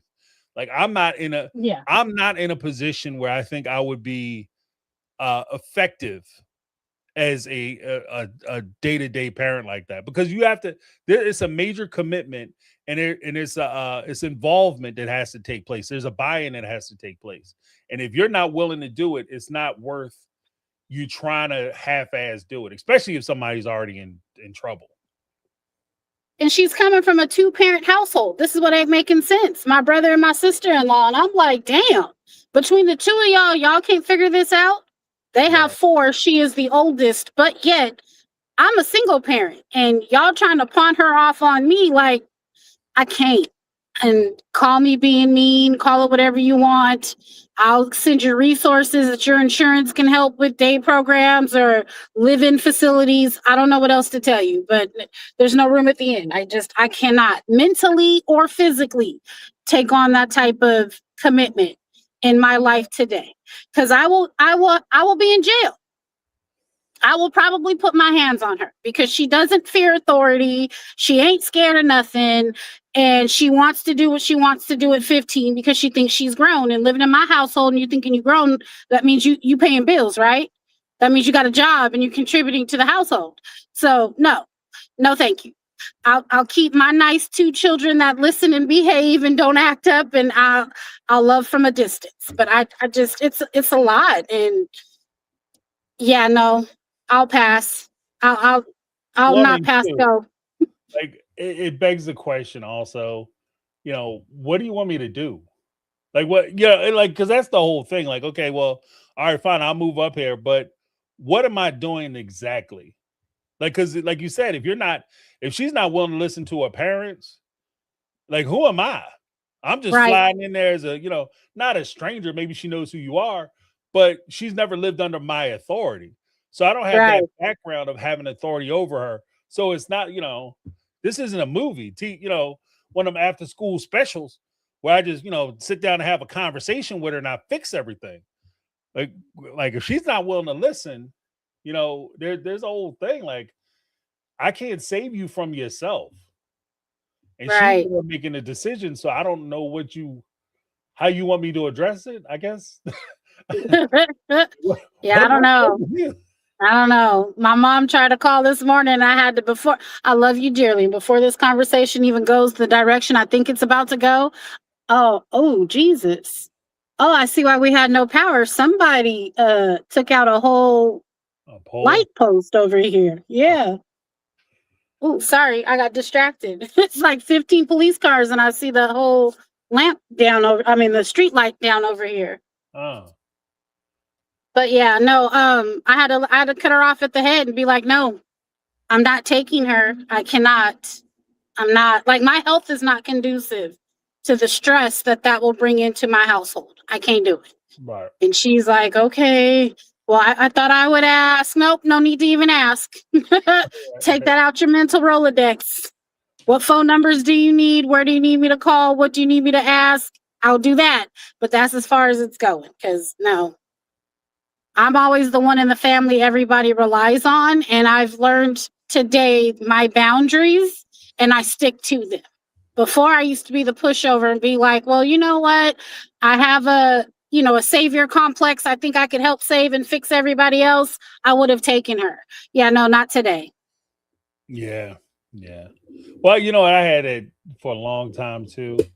And there was a point, I guess if you watch any like hero arc, there's always that point that gets made. Like no matter how much you may want to or how much you try, you can't save everybody. And Right. I was always the one like, yes, you can, well, I'm gonna try. And the only thing that happens when you do that, and maybe it's just wisdom or I'm just burnt, but the only thing that seemed to happen to me is that you end up making a lot of sacrifices, you miss a lot of things, and you push. Not only are these sacrifices done on your behalf, but like good fortune, bad fortune, you share that with the people around you. So I'm not like, if I brought somebody into my house, my home, I'm not the only one making sacrifices. I'm asking my wife and my kids and my brother and my dad and everybody else who I interact with to also make that sacrifice. So in a way, by me doing it, it becomes selfish on my part because I'm doing it because it's something I feel like I need to do, but everybody else is paying it, kicking into that to pay that bill. Right. You know what I mean? I agree. And Wholeheartedly. and so by me, because I got to take from one so that I can give to another. And like you said, when push them down the shelf, I've said this before, the craziest part about it to me is that you'll make those sacrifices. And after you get finished making all those sacrifices, all that time, all that energy, money, everything else, they'll turn around and look you in the face and be like, you ain't never did shit for me. Oh, quickly. Quickly. Or talk about how I ain't shit. Or how, you know how family do. So yeah, I don't even feel bad anymore. Like, I feel bad that she's going through what she's going through. I feel bad that her and her parents can't figure it out and get it together. But I don't feel bad enough to be like, I'm going to reorganize my life, my kid's life, to take this on. No, I'm not. Right. And I slept extremely well last night, and I'm going to sleep extremely well again tonight. Just because, I've learned I ain't Jesus Christ. I can't save the world. So, and I'm not even going to try anymore. So, yeah, but when it comes to, not to fast forward, and I know you probably got other people behind me, when it comes to sister wives, I can't even spit out what I wanted to say. My sis pretty much said it all. Megatron hit every point I wanted to say times 10. Only I'm going to add one more word to the list. Safe. What did she say? Catfish. When Mary says, I had a ton of emotions, I don't know why it makes my eye twitch. Like, that word emotions gets on my last freaking nerve. I don't know why I even allow anything that these people do or say to bother the hell out of me, because it is supposed to be entertaining. I want to say that we all fell for the okie doke. We all believed it. A lot of what they said was true until we started seeing for ourselves that it wasn't. I want to say I took a deep dive during, the vid and rewatched from season 1, episode 1, all the way back. And I don't mean like watch it like I might have when the season first aired and it's like background noise, so you're watching but not really watching. I really like dedicated my rewatch to fully paying attention. And the stuff that I noticed the second and third time I watched certain episodes, whole new perspective. Whole new perspective. And I was just like, what I learned is they're all full of shit. They all lied. Ain't nobody safe on that whole registry of, oh, it's only Cody and Robin who are horrible. No, they all lied to some capacity. Because if you were thinking you were losing your religion, you were leaving, you didn't want to be married to Cody, y'all all played a really good game for a really long time, as if this was the lifestyle you genuinely wanted. And not only wanted, you portrayed it like this is how others should want to live too. Right. When sadly, you're miserable, you're being taken for aloof, all your money going to this man while him and her are just, you know what I'm saying? Their kids are taken care of. Yours really aren't. So it just, a lot of that hit me. I mean, I am alarmed at the few interviews that I have seen. And again, it is fluff. Nobody's really hitting these hard-hitting questions, which is frustrating because at this point, it's like, just put it all on the table. Yeah, how bad can it really hurt you, to be honest? Right. Well, especially like I said, if you want to take the time out to talk about it, let's talk about it. But at the same time, if you're gonna bitch and complain, and I'm put it where the ghost can get. If you're gonna bitch and complain about how everybody in your business, then come off the show. If you're gonna complain that everybody got it wrong and the observations that they make and the things that they put together are all incorrect, set the record straight. You're on podcasts, you're on doing interviews. Take the time out to set the record straight, especially when you're spending your time trying to chastise people who are putting money in your pocket. Then go ahead and set the record straight. Guys, I appreciate your support. I appreciate your kind word, but you got it wrong. And this is why you got it wrong. Don't just tell me that I don't know what I'm talking about, especially when people were saying that your relationship was bullshit from day 1, episode 1, and then you get to season, you told them that they don't know what they're talking about. They need to stop watching the show because they're not picking up on what you putting down, only to get to season 20 and say, yeah, it's been bullshit the whole time. You understand what I mean? And then they try to blame editors' cuts. Well, if the editors ain't making you out to be who you really genuinely are supposed to be, why keep coming back? Right. If I keep going somewhere or showing up and they're portraying me in a light that I'm not, or they're putting it out there that my reputation is something that it isn't, I'm going to stop going. Right. Like, that doesn't make sense to me. If y'all doing me dirty, I'm making a choice at that point. Either y'all doing me dirty and I'm going to stop doing the show because I don't like it, or y'all doing me dirty, I don't like it, but I enjoy the money, so I'm choosing to continue to do the show. And if I choose to continue to do it, I don't get the bitch about how they doing me dirty because I'm benefiting from it. Right. I agree wholeheartedly. As I feel like with your channel, I've said it before, I'll say it again. Wherever you go, I'll go. Hell, you could want to talk about volcanoes and boogers, and I'd probably tune in. I'm just saying, you'd make it sound extremely interesting. So where you roll, I roll. Big dog, I'm right there with you. So where we taking this thing? Like, that's why I mess with you, Caramel Kitties.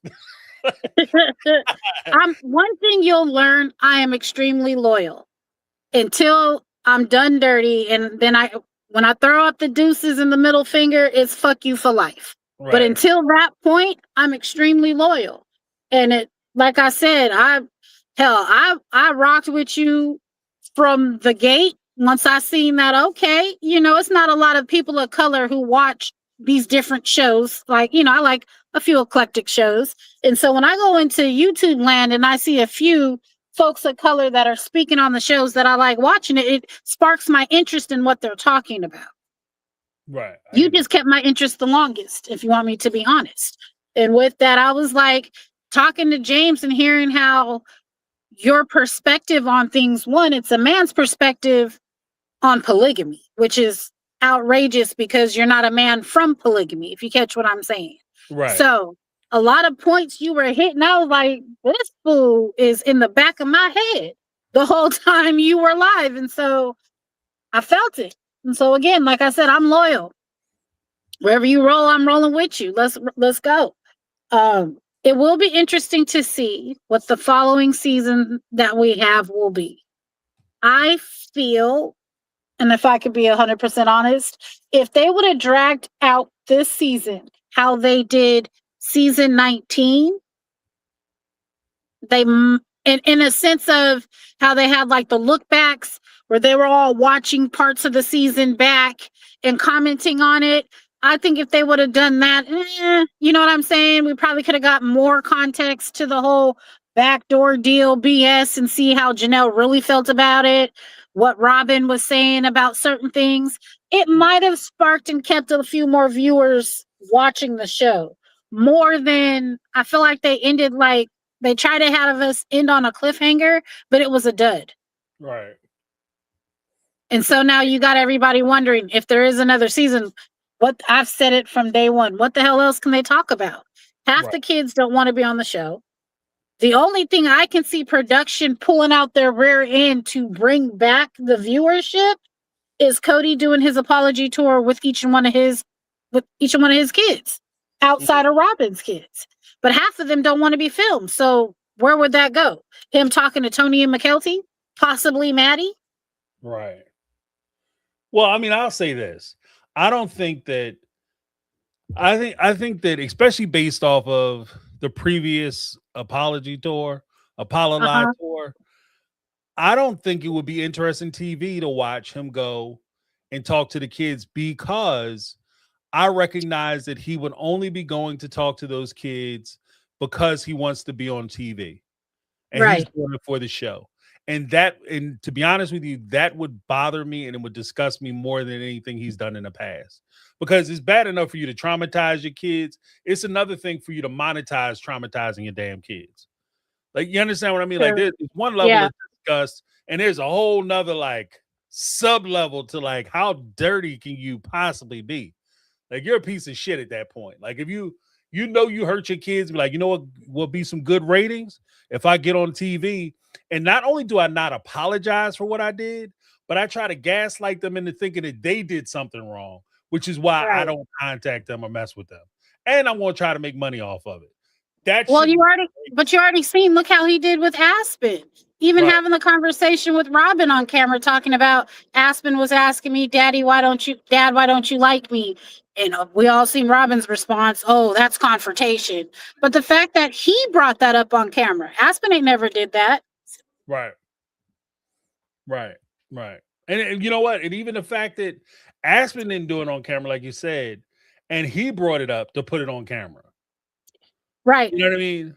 Like, you roll that shit out like, oh yeah, let me tell y'all what Aspen said, since she obviously didn't agree to put this on. So if she didn't agree to have it put on because she didn't want the cameras there, why would you take it upon yourself to tell a story that she doesn't want told? Right. And she's sharing that, like, she's sharing something that's that personal, like, because that, like, let's be honest, for you to share something like that, you're opening yourself up. That's a huge vulnerability thing. When you look at your father and say, look, you know, part of the reason why I don't really F with you is because, like, I feel like you don't love me. You know, it takes a lot for a child to be able to be that honest with their kids. And for you to just take that and be like, you know what, be good TV? Me to talk about what Aspen said. That's such disrespect and disregard for her feelings. It's crazy. It's crazy to me. And then, but saying it in a point on camera as if, one, you really don't give a fuck that she even said it to you that way. Pardon my French. Right. Two, like how that conversation went shortly after that still told me you don't give a damn. You get what I'm saying? Like, oh, well, the phone works both ways. You can always call me, but just know when you call me, I'm going to be holding her hand right here. Like, don't nobody give a rat's ass about the bitch that you're with. Like, at this point. Right. At the end of the day, if it was something said in private on a visit for you seeing all your other children, that was something you probably should have worked out in private. But again, I don't necessarily know what the next season can even remotely be about that would bring back that much viewership to save the show. Yeah. Half your kids could care less to be on camera. The few that may, pop up and do a cameo on camera, it's still not enough to hold weight to have people be like, oh, let me go back and run and go get my Discovery Plus or HBO Max back. Mm-hmm. I think at this point, they probably should just bow out gracefully. Again, if Mary's writing a book, I have no clue what that would be about. At this point, how honest is Mary really going to be? Because you haven't been honest about shit up until this point anyways. Right. Yeah, and you have a history of, and it's, fuck it. Yeah, Mary has a history of concealing the truth. So it seems disingenuous that all of a sudden you want to come out and you want to expose everything. And what I would be concerned about is that you're either going to come out with a tepid response to what happened, where you kind of leave a back door where you can always go back. So I don't want to piss anybody off. So I'm going to kind of tell a story, but then I'm going to retread that story and say that everybody got it wrong. Like, I hate that shit too. Like, if you're going to come out and accuse somebody of something, come out and say it. I said it with them accusing Mary. It's not just one way. When they were accusing Mary of being mistreating the kids. Right. My position has always been, if she's been mistreating the kids or mistreating y'all, come out and tell the damn story. Don't give us hints. Don't imply shit and then walk it back and say, oh, it might not have been that bad. If you're going to say that she did this terrible thing, then you have to back it up. And if you're not ready or prepared to do it, stop talking about it. You know what I mean? Because you're only making it worse. It's not making it better. If Mary has something to say about Cody or how she was treated in that relationship or how she feels about it, come out and talk about it. Instead of you sitting there saying, oh, well, you're going to have to read my book to find out about it. Then it's not about you coming out telling the truth. It's about you making book sales. And it's still going to be contradictory to anything you've said on the show, because you're not going to bash Cody, let you tell it, and be a part of the ex-wives club, but you're not going to be silenced, but yet you're not saying anything. It's going to be a book like Christine's, if that's what it's giving. Mm-hmm. If she writes a book while she's still locked into a TLC contract for the Sister Wives show, it's going to be rubbish. It's going to be bullshit. It's going to be, we're going to get half truths, have this, have that. If she even goes to that extreme at all, like, let McKelty tell it, Christine's about to write a second book that's supposed to be more of a tell-all book than the first one was. I want y'all to stop. Right. I want y'all to stop. Well, that and the fact that, let's be honest, I said this before, like when they first started doing the tell-all books. The time for the tell-all books was actually around season 17 and 18. Because now, if you come out with the tell-all books, there's going to be a point where anything you say in a tell-all book moving forward is all going to rely or hinge on the fact that you're making profit from that book as a major motivation as to why you wrote the book. Not to vindicate some kind of past evil or to avenge that or get some kind of judicial or justice for that past offense. It's also you can make $1. And so it lessens the depth and breadth of the damage that was done to you if you're only doing it because you're trying to make money off of it. Then in addition to that, there's also the point where people don't give a shit anymore. Like, you guys are not with Cody. So to go back years after you've left, like Christine, like, let's be honest, Christine has been married for about 4 years now. Right. 3-4 years. So for you to go back and talk about 30 years ago when me and Cody started dating, there's going to be a point where people just going to look at it and be like, all right, lady, it's time to move on.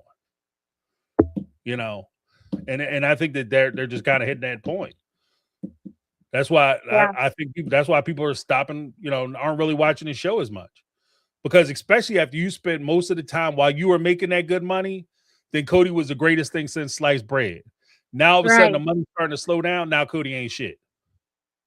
Which is it? That part. Or even while you were lightly saying he wasn't shit, you weren't leaving. So, and you were still subjecting your children to the ain't shit father that they got. So at the end of the day, it's all been for profit. Mm-hmm. While the money was good, it was great. But now that it's not, you're trying to still pinch and penny, what is it, nickel and dime what you can out of what's left. But I just feel like it's probably time to let it go. Yeah. And like I said, I'm not even mad at you getting your coins. You know, do what you got to do, boo-boo. If that's how you making your paper, that's how you make your paper. But at the same time, I think that there's a certain level of integrity. If you're going to profit from your story, at least give people something worthy of their time. And is respectful of the people who are watching and supporting your situation. If you're not going to give them that, then what's the point? You know what I mean? This isn't a charity. This ain't the damn March of Dimes. That's not why I have a subscription and shit. You know what I mean? Like, so many other people who are worthy of my time and money and attention beyond people who are making millions of dollars to get up and tell stories from 20 years ago. Right.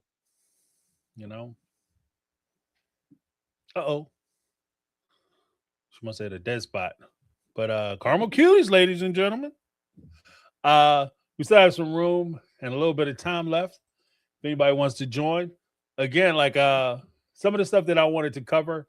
Oh, just to get into a little bit of the Mitzi Roberts case. Part of the reason, like I said, part of the reason why I wanted to bring these issues up is because I think there's a you know, as we talk about the coverage of how, wait, hold on 1 second. The coverage of how these issues are talked about and how they're addressed, I think it becomes so extreme.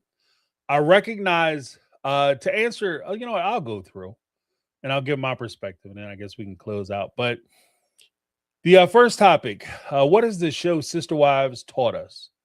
From my perspective, I think that Sister Wives, maybe not from the letter of the grand discussion, I don't think that the show itself has ever really contributed anything substantive to the idea of polygamy and whether we can live it or not. I do recognize the importance of shows like this, especially after talking to and interacting with members of the channel and subscribers who have said that the show has been in a lot of ways very healing from the respect of they were in bad situations prior, maybe growing up in difficult relationships with their parents, or you know, they've undergone certain abuses with folks, and the show, in seeing that, like that doorway, gave them an opportunity to release and recognize a lot of those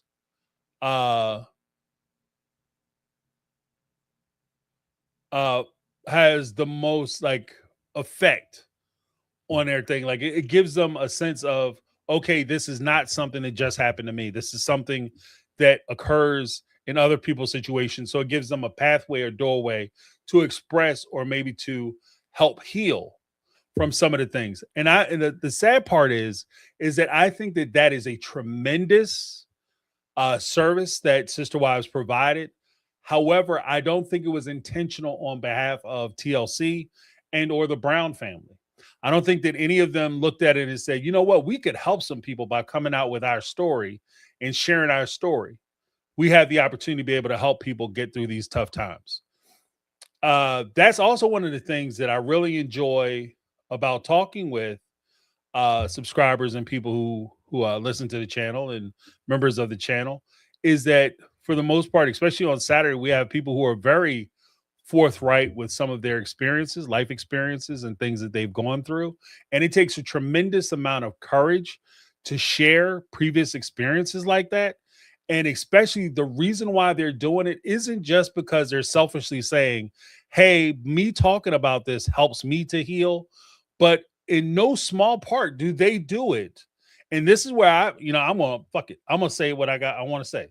This is where I think that so many people who I interact with on this platform are so much better than the people we watch on the show. Because the people who do it from the show's perspective, from what I see, they do it because they get a paycheck to do it. They do it because they want to run self-help groups. They do it because they want, at the end of the day, they trying to make their stories. They're trying to monetize their stories. There's so many people who call into the show, who speak on Saturday and share their stories. I don't know how nobody's name out. I don't put nobody on Front Street, but I'm thinking of people like right off the top who come in and are very brutally honest about things that have happened to them in the past. And I think that part of the reason why they do that is because they want to help somebody else. They're not doing it just to make sense of their situation for themselves, but they're doing it as a selfless act to try to improve somebody else's situation. And for me, I don't think that there's any higher calling than that.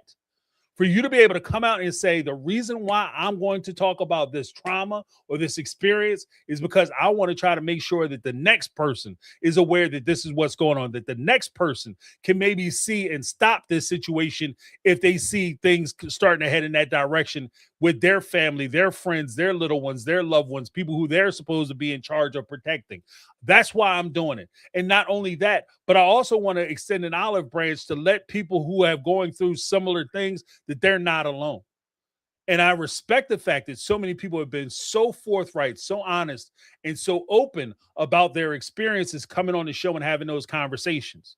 The weird thing is that I see every Sunday during the Sister Wives seasons, I saw people pretend to do that. And I recognize the difference when I see people pretending to do it on TLC and I actually see people do it on Saturday, on Tuesday, on Thursday.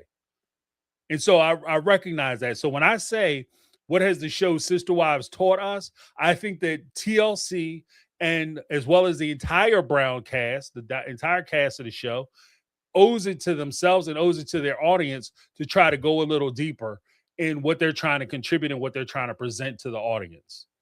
Or basically, again, the hell with it, be half as brave as the people who watch you and support you on your show. That's my first thought. Like, so what has the Sister Wives thing taught us? That was the first topic. The new direction of My Take on Reality. I understand that there's been folks who've been looking forward to us transitioning away from the Brown family discussion. I get it. But again, I think that there is a point where it has to, like, the transition has to make sense, as well as I have to be able to try to put it in a position where it has the best opportunity to reach as many people as possible. And when I say, because it's not just about, oh, I'm trying to make the channel huge and successful. What I want to do is, if there's positive things that are happening on the channel, people are making those sacrifices to try to tell their stories or get their perspectives out, and they're showing that courage to share it. I think that so many people's stories, not just things that I say or my perspective, I think so many people who contribute on the show, whether it's call-ins or whatever the case may be, their stories are so valuable that they deserve to be shared. Like, if I could sit here Sunday after Sunday, week after week, and talk about the Brown family and the ins and outs of what their relationship is, and these are all issues that occurred 15, 20 years ago, and it doesn't even affect them or impact them now, but we're talking about it like it just happened yesterday, and you have people who have actual trauma or actual issues, things that important topics and things that we could be discussing. I think they deserve to have as much shine and as much light shined on their issues as possible. So that's kind of where I'm taking the whole new direction of my take. With the third, and then we have another caller. But the third, the story of Mitzi Roberts, the Louisiana mayor who is convicted of inappropriate relations with her son's friend. again, part of the reason why I wanted to discuss it is because in the show, like I wanted to bring up a case that maybe not a lot of people have heard about, that I think should be like, this should be on the front of everybody's lips. Like, people should be like, what the shit? Like I said, Mitzi Roberts was the first woman elected to mayor of this particular town, only to go out like she went out. Okay. And as much as everybody wants to profess that they care about these topics and these issues, especially as we talk about them, like I said, people share their traumas. I think that we do a disservice because we allow some of these issues to be swept under the rug, not discussed, no highlight put on it. And it only benefits the people who are doing the wrongdoing. Now, when we talk about, like, for instance, going back to one, we talk about the show Sister Wives and its effects. I think the people who benefit most from Sister Wives not being put out there or talked about are polygamous people who are taking advantage of the system.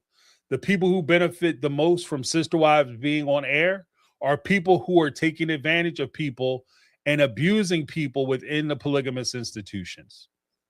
I think people like this woman, Mitzi Roberts, who, by the way, was convicted after the jury left. It took them an hour to convict her, which is crazy.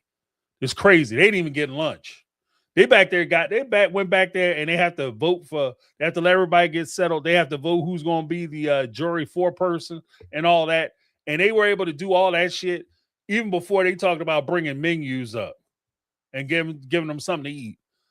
They were able to convict this woman because there was so much evidence. And the sad part to me is, if we don't talk about these particular issues, because there's a time that this would have been national news. And if we don't talk about these things, then what's going to happen is, in these small towns, in these small places, when people do shit like this, they're going to get 6 months probation at home. That's what's going to happen because we're not paying attention. So I wanted to, like, at least once a week, I'm going to try to once, twice a week, maybe during some of the shows, I want to try to highlight some cases that are kind of getting swept under the rug that I think need more attention, that we should be talking about, maybe, brought to people's attention. There was a case not long ago where you had a young man who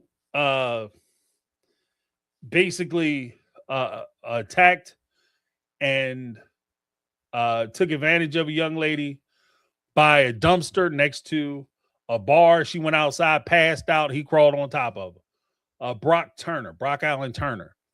And his case, they tried to eventually wound up giving him probation.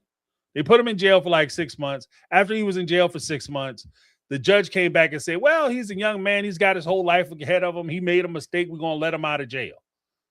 What? And the only reason why that became a big deal is because people were talking about it. But it's on us to make sure that we're staying up on some of these issues. Because, like I said, talking about the Browns is cool, but we got to make sure that we holding people accountable. And so at least once a week or twice a week, I'm gonna try to find these types of stories to be able to have these kind of conversations. It's not so much that I don't even want to be in a position where I'm trying to bash people or find people who are terrible, horrible human beings, but just talking about, like, the condition of where we are. Oh, wow. Capricorn, Brock Turner lives behind my kid's dance studio in Dayton, Ohio. He should not be. Why is this cat not registered?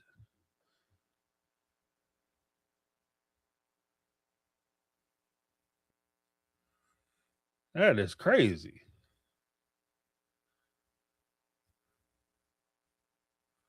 That is crazy. He should not be nowhere near. Like, this dude shouldn't be around human beings, let alone children. What? But those are the kind of cases that I want to kind of talk about or highlight, because, again, we get so wrapped up in the sensationalism of, like I said, the Epstein stuff and what implications it has for, like, the royals and the presidency and blah blah blah, that it's easy to overlook the fact that there are people, and there have been people who have been doing this kind of thing, who are not presidents, who are not princes, who are not business CEOs, and their bad misdeeds are being widely ignored because they don't fit into the small little diorama of descriptions that we have for these particular individuals, and deciding that it's not worthy of talking about because it doesn't implicate a president or a prince or a CEO or somebody who's powerful. But there's power in the fact that you have a mayor who's doing it. And that's an abuse of power. That's an abuse of trust. That's abuse of public trust. I mean, all kinds of stuff. She abused one of her kids' friends. She's familiar enough with the child's parents. With the parent had called her up and basically asked her to make sure that if there is a pregnancy, the pregnancy didn't take. So she called for Plan B. Lazy ass didn't even go to the damn pharmacy herself. She had it DoorDash to her house. So, I think those are the kind of things we want to talk about. But I'll get to the last caller. And in a second, we had Terry Crump, a member for 2 months. What's up, Terry? Maybe we can cover the Royals right now with Andrew, Fergie, and Harry and Meghan. Yeah, well, I'll take a look at it. I don't know. And in fairness to the Royals, I never really followed them. I'm loosely aware of some of the issues and problems that they have. But after they kind of did Diana dirty, this is way, way back.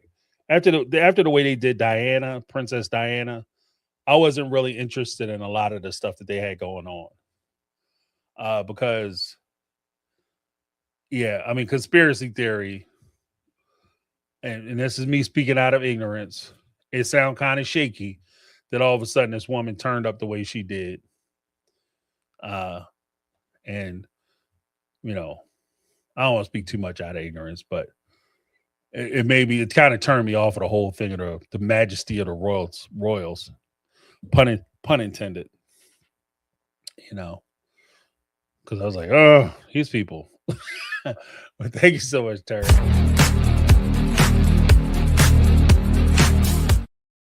Then we had Terry Crump again with the $1.99 super chat. Said, James, would you cover the Royals? Yeah, that's what I was saying. I'll take a look. If you have something to say, you can always call in for SpeakPipe. SpeakPipe.com/MyTakeOnReality isn't just for sister wives. It's for whatever you want to talk about. So if you have something you want to talk about, leave a message there and I'll address it. All right. Yeah. So we're going to take the power back. But thank you so much. Appreciate you, Terry.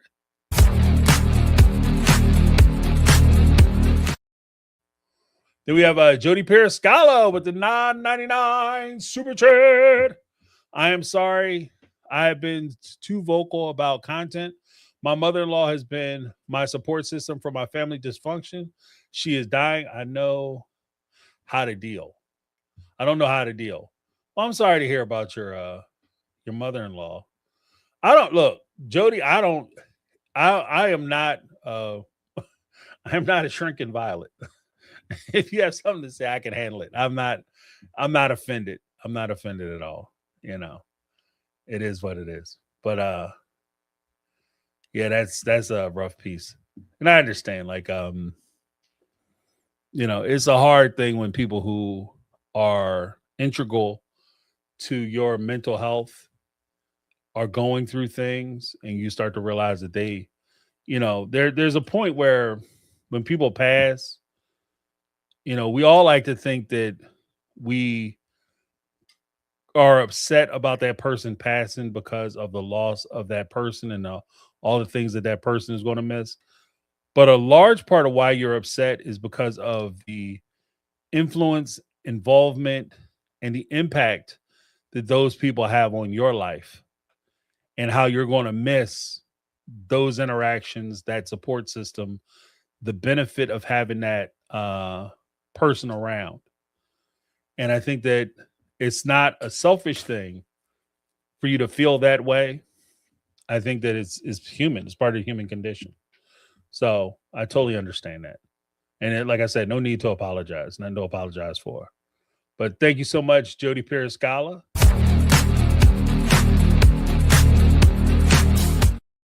Yeah, I'm not one of those people to get offended by you having an opinion. I don't get mad about people's opinions. Miss Monica, the empty nester, the new empty nester. Have you ever thought about covering 1,000-pound sisters? I have, but I'm a little hesitant. Once burned, twice shy.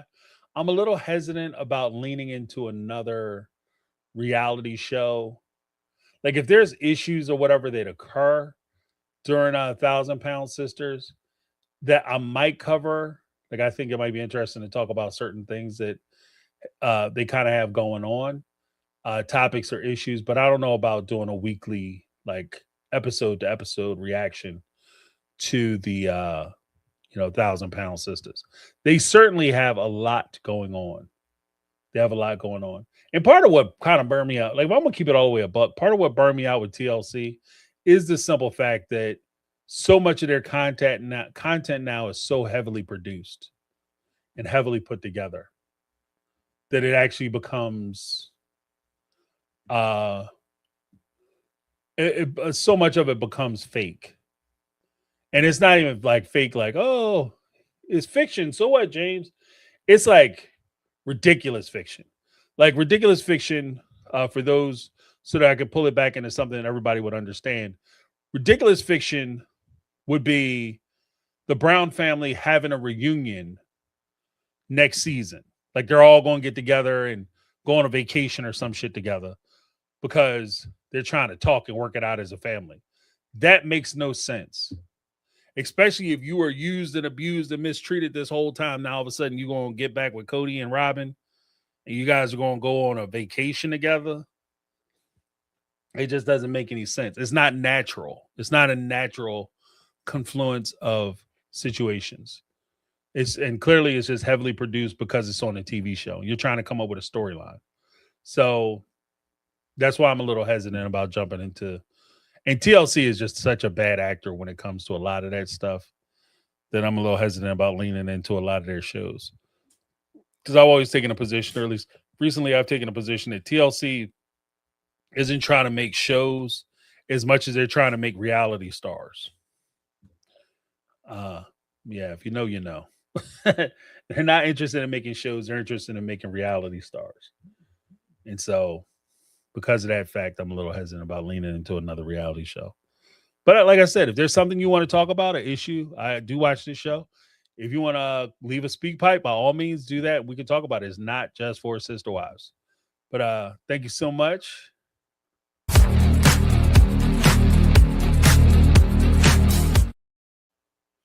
All right. And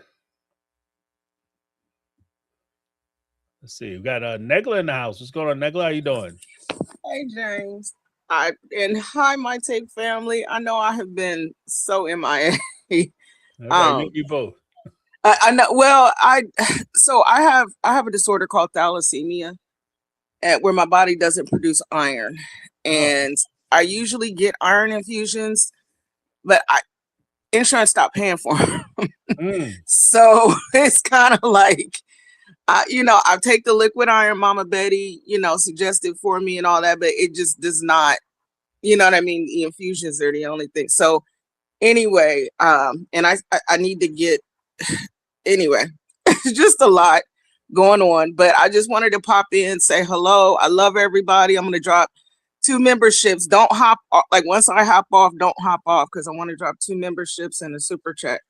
But I'm trying to start my computer up. It's old as Methuselah, and it's taken forever. But I did catch the tail end of what you were talking about, and what I would love to see is, because I always encourage people to get a membership, subscribe to, of course you don't have to subscribe, being a My Take member is absolutely free, but to subscribe you can join our Saturday roundtables, and during our roundtables we talk about so much, and like if maybe 1 or 2 of your shows, like during the week, or 1 of your shows during the week, maybe take a topic that we kind of veer off into. Like, I mean, we've talked about the unalive penalty. We talked about living in different countries, you know, the US versus Canada. We've talked about, you know, this, that, or the other, and, you know, just maybe pick a topic from a Saturday roundtable and then kind of turn that into, hey, this week, or, you know, today we're going to talk about, you know, the unalive penalty, or we're going to talk about the XYZ case, or, you know, something like that. Just as, you know, a suggestion. That way you're not tied to, first of all, you're not tied to a show, but second of all, you're not tied to specific, you know, content about, okay, well, they canceled the show. So, you know, you get what I'm saying? Because I love our My Take family. When I tell y'all, you know, we are, you know, a My Take family, we ride hard. So, oops, hold on. Sorry. My computer, of course, just now popped on. But I don't know, just a thought. No, it's a good suggestion. Good suggestion. Yeah. And then that way others will have, you know what I mean, have a chance to weigh, people who aren't members will have a chance to weigh in and give input, if that makes sense. So, you know, just, you know, thinking outside the box. But either way, I love you guys, and well, thank you for calling in. I appreciate it. Glad to hear you're at least you know, fighting back, as it were. Yeah. But I dig you. Like some of the changes with insurances and things of that nature has been nuts. So, well, know, recently. It's horrible. My husband has Medicare and Medicaid supplement because he's disabled, and literally one whole hospital said, well, his insurance dropped him, and then one hospital, so he had to choose another plan. And in the state of Ohio, there's only certain plans, or blah, blah, blah. But then the one hospital he's linked to, like literally his specialist, he has a rare disorder called FAP, which is, he develops polyps, and he basically has no digestive system. Like he has, you know, he can digest food, but he has ostomy and all of that stuff. So there's like nothing below the waist, like, you know, as far as digestive system. And he got one of the best specialists in the world. Like literally, he's a really, really good specialist. Well, the hospital he's affiliated with, which is Ohio State University, stopped accepting the new insurance that he had to switch to. So now he's SOL, you know? Right. So it's irritating, and it's frustrating to be at the mercy of, people who really don't give a fuck about, quality of life, continuity of care, or anything like that. It's just irritating. But yeah. So anyway, that's among the other things I've been dealing with. So no, yeah. I feel you. It's rough navigating the world of insurance, healthy world of insurance. Yeah. You know, and the truth of the matter is that when it comes to a lot of the things with insurance, or even really any social change or political change or legal change, is that there is a lulling period where you believe that because things have been away for so long, that they've always been that way and they will always continue to be that way, only to discover that when changes are made, it very well may affect you more deeply than you thought. You know. Well, the thing is, because he had Aetna for, oh my goodness, since before we were married, he had Aetna, and they have a dual plan where he can also get in-home care services, locally. And he has a nurse aide, a nurse that comes out and, checks, because he's diabetic as well. And so Aetna stopped accepting Medicaid. He has Medicare, but he also has Medicaid to cover the, because it's a premium. It's like $193 a month that we would normally have to pay for the Medicare. So he has both, but Aetna stopped accepting the Medicaid. So we switched to CareSource because we were told that his doctor was in network. His doctor would accept accept CareSource and all this, that, and the other. And then the whole hospital stopped as of January 1st, stopped accepting CareSource. So like I said, and this is a specialist. I mean, it's not like, you can get another primary care physician. I don't care if he delivered your mother. You know what I mean? You can get another, PCP, or even a gynecologist if you don't have any, significant issues or whatever. But I mean, I'm talking about, this is like literally one of like 5 specialists that have seen, have actually seen his case, because it came from his mother. And normally he should get this from his father. So it's a very rare case. It's only like, I don't know, like 96 people, that have been studied. And it's I don't know. It's it's frustrating and it's irritating. And it's sad when you're at the mercy of, of those changes. I extensively could through my job covering, but then you got co-pays and all that stuff, and it's not affordable. We don't have it. We don't have it. So Right. But yeah, it's and on top of that, like I said, my insurance will not pay for my, my iron infusions are $150, and that's every 6 weeks. So, so I just stopped getting iron infusions because I can't, I can't afford it. He's got an insulin pump. We got to pay. It's just all kind of, that's the dinging you just heard. That's what made me think about that. It's a whole lot. And that in itself could be a whole show, about talking about healthcare system in America versus, that was a members only topic, if I remember correctly. Yeah, we've discussed that. So, just throwing that out there, maybe you could, call in show. We're talking about, healthcare system in the, in the US, or we're talking, call in show. We're talking about, I don't know, the woman who said that somebody lives behind her or something. That guy lives behind her. Or behind her son's dance studio or something like that. I think she said just now. Yeah. The Brock Turner. Yeah, the Brock Turner. Yeah. Calling show about, how do you feel about, those people living in your, people like that living in your area and so close to your, children's activities and things. Just a thought.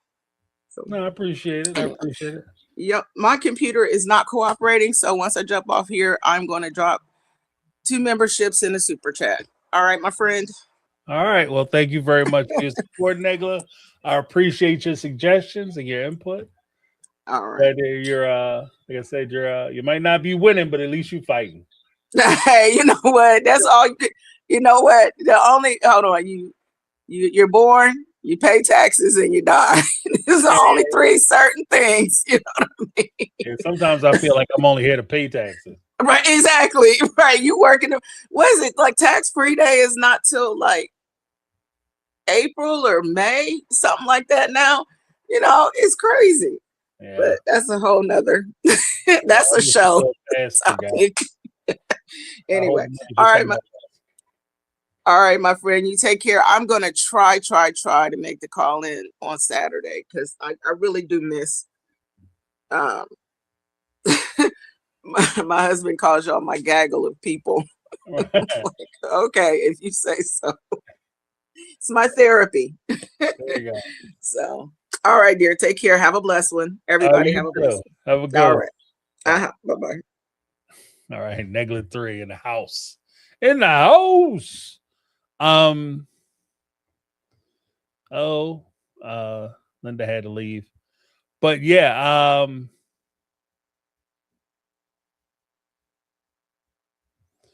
yeah.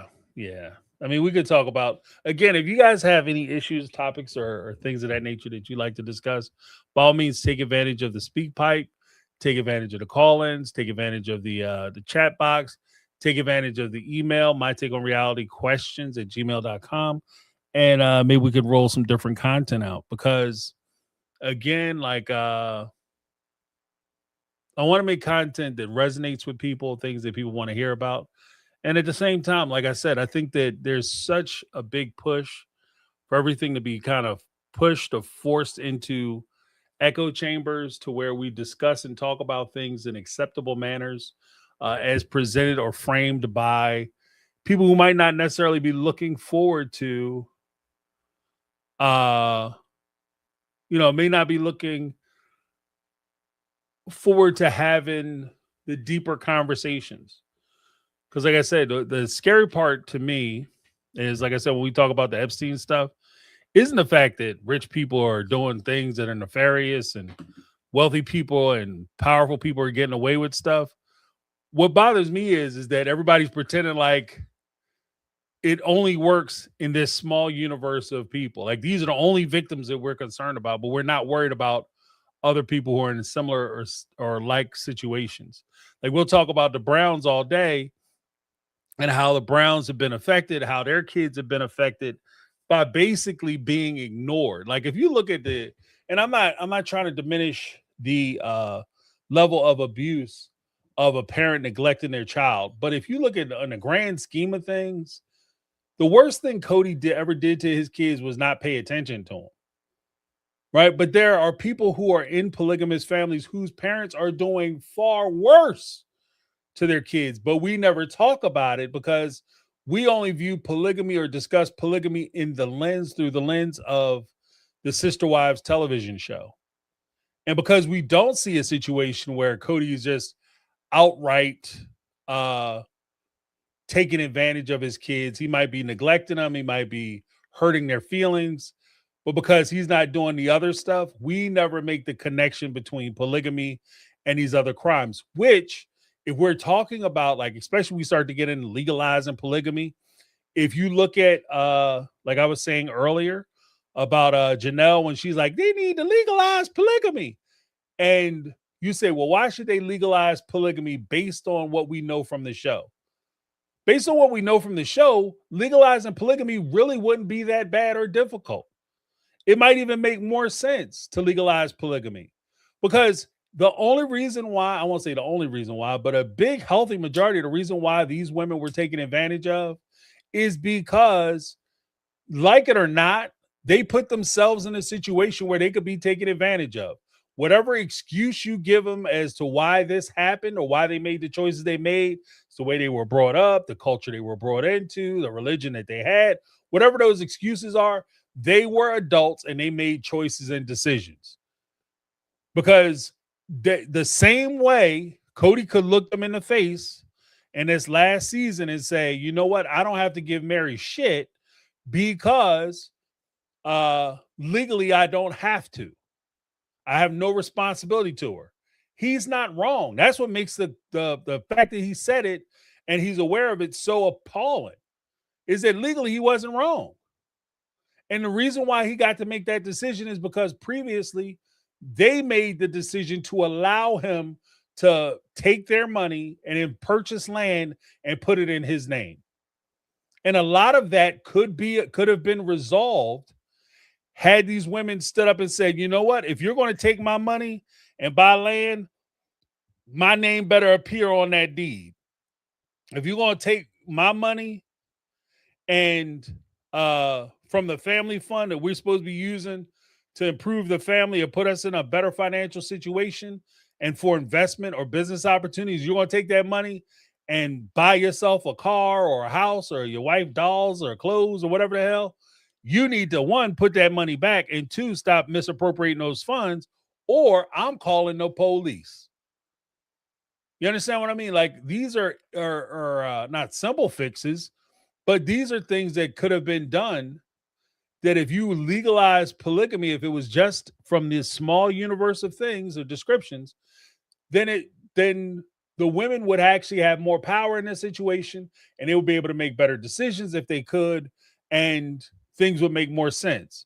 But if you really start digging into the actual practices of polygamous cultures, then you start to realize that it's far more nefarious. And the women don't have the level of protections to be able to just simply say, no, you take my money, you put my name on a deed. And that's where you start to get into it. That's where you start to hear the truth. So that's kind of where I'm in. At least that's where my thinking was.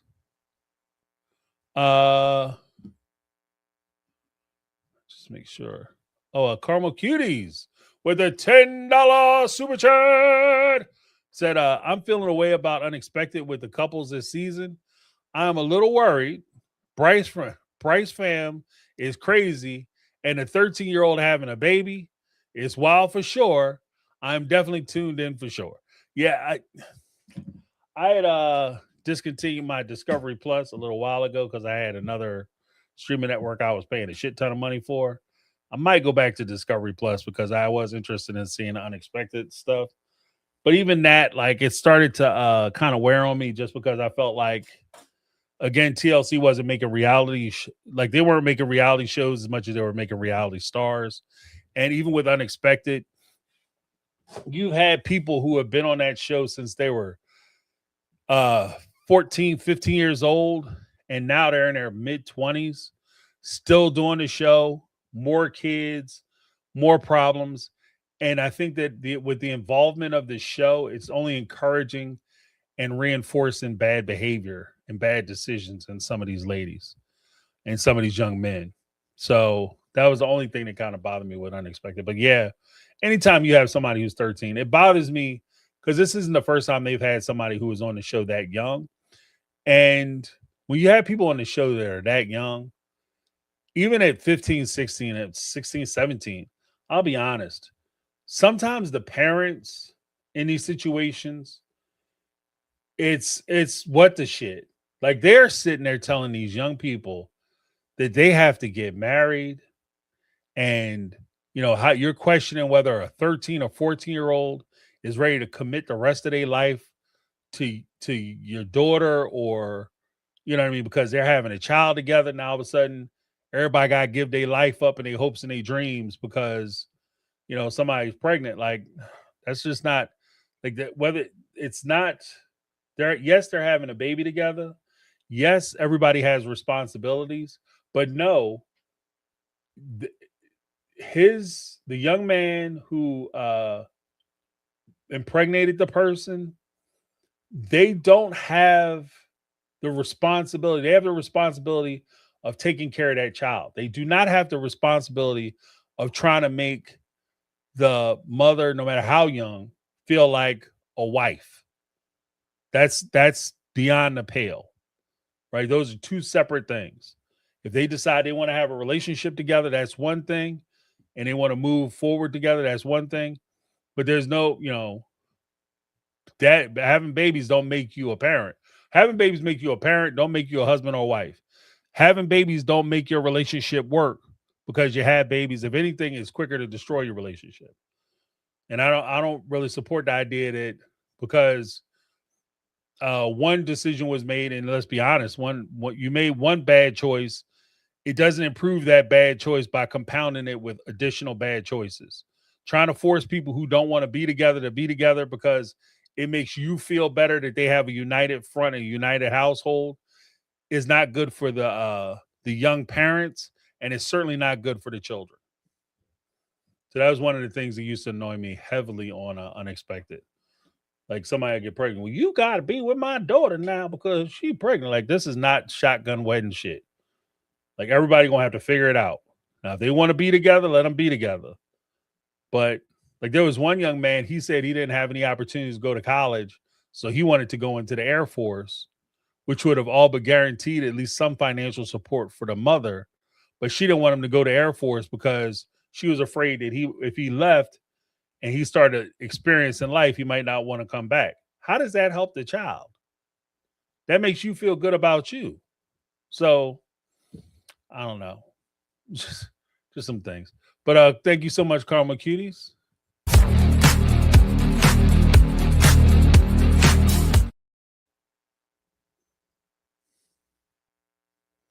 Yes, yeah, that's where I'm at, Terry. Shotgun weddings don't work. Hell no. Hell no. Just creates misery. Just creates misery in the long run. But I appreciate that.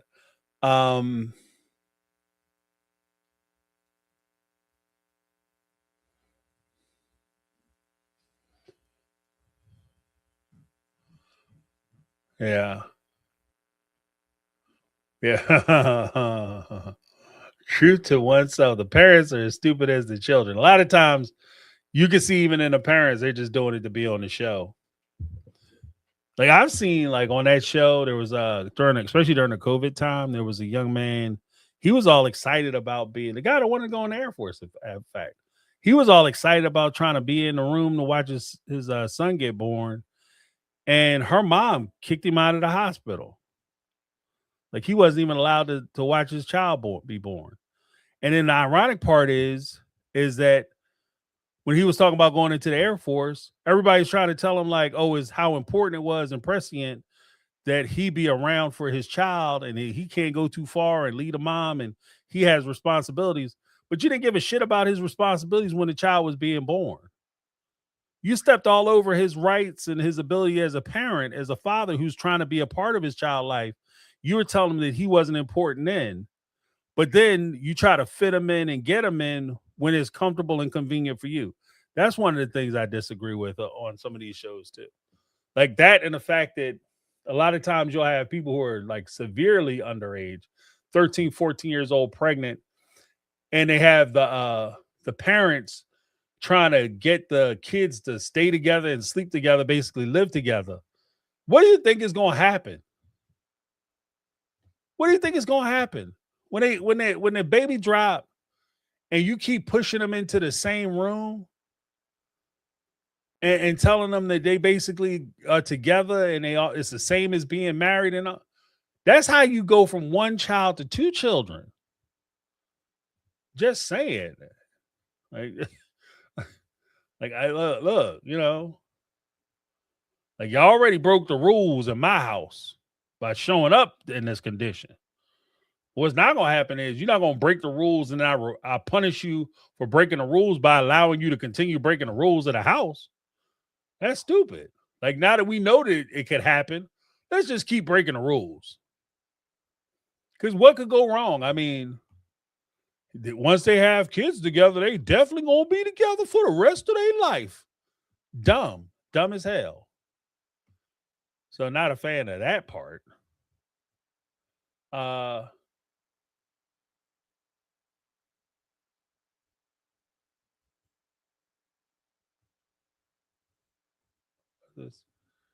See, I remember that couple. He did leave, and the mom was trying to party a lot.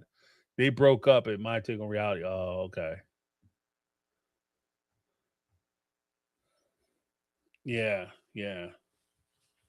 I and that's the thing too, is that you can't dictate when these kids are, because they're still kids. And hell, like let's be honest, some of them ain't even, even when it's not a kid thing. Some people just aren't ready to be parents when you force them into parenthood. And having children, you like to think would force you to mature and become the person you need to be in order to deal with your kids the best way possible. That's not always the case. Because there are cases where I know of cases where, women have had kids go to the bar. They don't stop going to the bar. They take their kids with them to the bar, put the damn baby up on the bar in a car seat, ordering drinks because they don't want to miss ladies' night. Like shit. Being a parent don't make you a good parent. Just saying.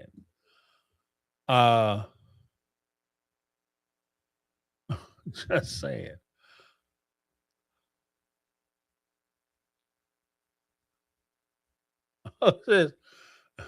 Carl Q said, yeah, okay. Hey, hold on. Caddy said, I was listening while driving home from work. My GPS messed up and was trying to take me back to work. Oh, you rat bastard. I remember like back in the day, I had like the first couple, like you had to get the GPS, like the whole separate device. I had one that was called a TomTom. I remember I was crossing into New York and that damn thing tried to tell me to make a right turn off the bridge. I was in the middle of the bridge. Like, make your right. Make your right. You're missing your turn. Make the next left. Like, why are you trying to kill me, TomTom? I was like, it's the machine uprising. Terminator. Time edition. Yeah.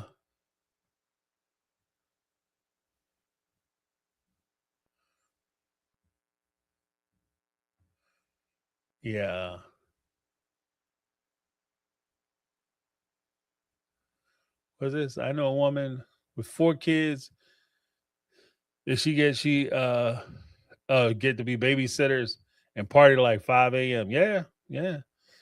Having the same way having kids don't make every man a father, having kids don't make every woman a mother. Because there's a lot of ain't jack moms out there too. You know. So, and sometimes I feel like we're watching that, especially on Unexpected. You know, there was one young lady, she was like so demanding and, oh, you gonna let my boyfriend move in? Then it was all about that boy until the fact they broke up. Then all of a sudden, you know, she didn't want to bring the baby back to the same state to see the damn daddy. Like, it's that weird part. Like, you want them so involved because it's convenient for you. And the second it stops being convenient for you, all of a sudden, dads don't need to see their kids anymore. You know, I guess with some of these reality shows, what's missing is the CTJM, like the come to Jesus moment, like the moment where we just have like people say what it is. Like you don't get to, like, even with the Browns, that's what I think is missing with that. Like you just do evil shit and then it never gets resolved, never gets addressed. Like some of these people, you know, some of these parents, they need to be in a room. Like you know what I want to see on Unexpected? TLC show idea, hot off the presses. What I want to see is TLC. I don't necessarily want to talk to the kids who are the parents. What I want to talk to are the parents. Because I have more problems with the parents of some of these young people than I do with the kids. Because kids going to be kids. Like these kids sometimes range from the age of like 13, 14 years old, all the way up to like 16, maybe 17 on the outside. But the parents have set a lot of the environment where this is possible, where this is continuing, and where it's going to be problematic moving forward. And I would love to address the parents. Like just I want to talk to the parents. I want to talk to the kids. I want to talk to the parents. Like you got to straighten your shit up because like these kids are looking at you for solutions and y'all coming up with some dumbass advice. Like you are setting them up. Like to have one child, like children are a blessing, but having kids is hard. And anybody who tell you having babies and dealing with children is easy, they either full of shit or they're independently wealthy and they have nannies and stuff and they're not doing it. Or 3, they're not doing it. Which, you know, maybe I should make that number 1. 1, they're not doing it. 2, they're independently wealthy, so they're able to do it. Or 3, you know, they got somebody else doing it and they faking the funk. But raising kids is hard. And even beyond the money, the stress and all that goes into raising kids is hard. And especially when you don't feel like you have a whole lot of life experience at 13, 14 years old. What do you know about? You went from cheerleading on a team, like your biggest concern was, you know, not getting a zit before the game on Saturday, to all of a sudden you're responsible for another human being. Like, what are we talking about? And then you set them up so that way they have 2 or 3 more human beings before they graduate high school. And what do you think they're going to do even once they graduate high school, if they're able to get through high school? What do you think they're going to do after that? Because now they have responsibilities. Now it's not just a matter of them going out trying to figure out who they are and what they want to be and what they want to do. Now all of a sudden they got people to take care of. They got people. And that's part of the problem. But I think I've prattled on long enough. I've prattled on long enough. I want to thank everybody who called into the show. But as usual, I wanted to get some hearts in the chat. This is a particular segment that we use in order to support people who are members, subscribers, or people who view the channel who might be going through some difficult times or just need that extra little bit of support. Let's put some hearts in the chat for those individuals. Sometimes they don't let us necessarily know that they have problems, or issues or concerns. So I just want to support them in general. Secondly, we have specific people. If you want to get a shout out, just send me an email or whatever. You can do that. You don't necessarily have to tell me your problems or your issues. You just want to get a shout out. You want people to send you up some prayers or thoughts or whatever. Just send me your name, and I'll gladly include you. But we have Jody Periscala, Carmel Cuties, Megatron, Miss Betty, Kathy Ferran, Allison Gaines, Marlo Peterson, and team. And I want to include Negla 3 because, just talking to her in that conversation, just think she need to be included because why not? So let's get some hearts in the chat for those individuals. And then Carmel Cuties actually brought up a really good point. The last time I spoke to her, I think it was on Sunday or maybe even Saturday. We have to be very careful about supporting the people who support us. And, I always said that, like, take care of your kickstand. Nobody ever think about the people who supporting them until they not there or it's not working like it should. And you realize, like, oh, shit, I was putting all the weight on that person. And now they not there or they're going through their own thing. Check on those strong people in your life. The one thing that I will say about people who are usually the ones who come in and help you, advise you or support you or there to hold your hand, give you hugs, without fail, those strong individuals that you rely on, those strong individuals a lot of times will find themselves in situations when they go through tough things. The one consummate thing I've found with individuals like that is that they very rarely complain. They very rarely talk about like all the shit they're going through because they see it as like, I'm complaining and I don't want to put my problems on somebody else. I don't want to weigh them down. They're going through their own thing. I don't want to burden them with my problems. Right. And so they miss a lot of opportunity to get the support that they need because they don't want to trouble you with it.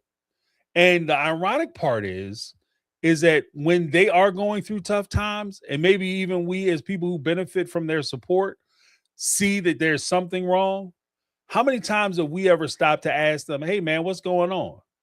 Hey, girl, you okay? Hey, you look like you're going through some stuff. You need to talk?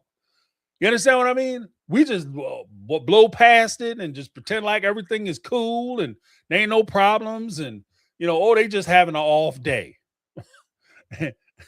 They'll be back. Hey, by the way, did I tell you about my problems? So just take time to support those individuals. The last thing I want to say, I got to shout out some people who supported the channel with Super Chat.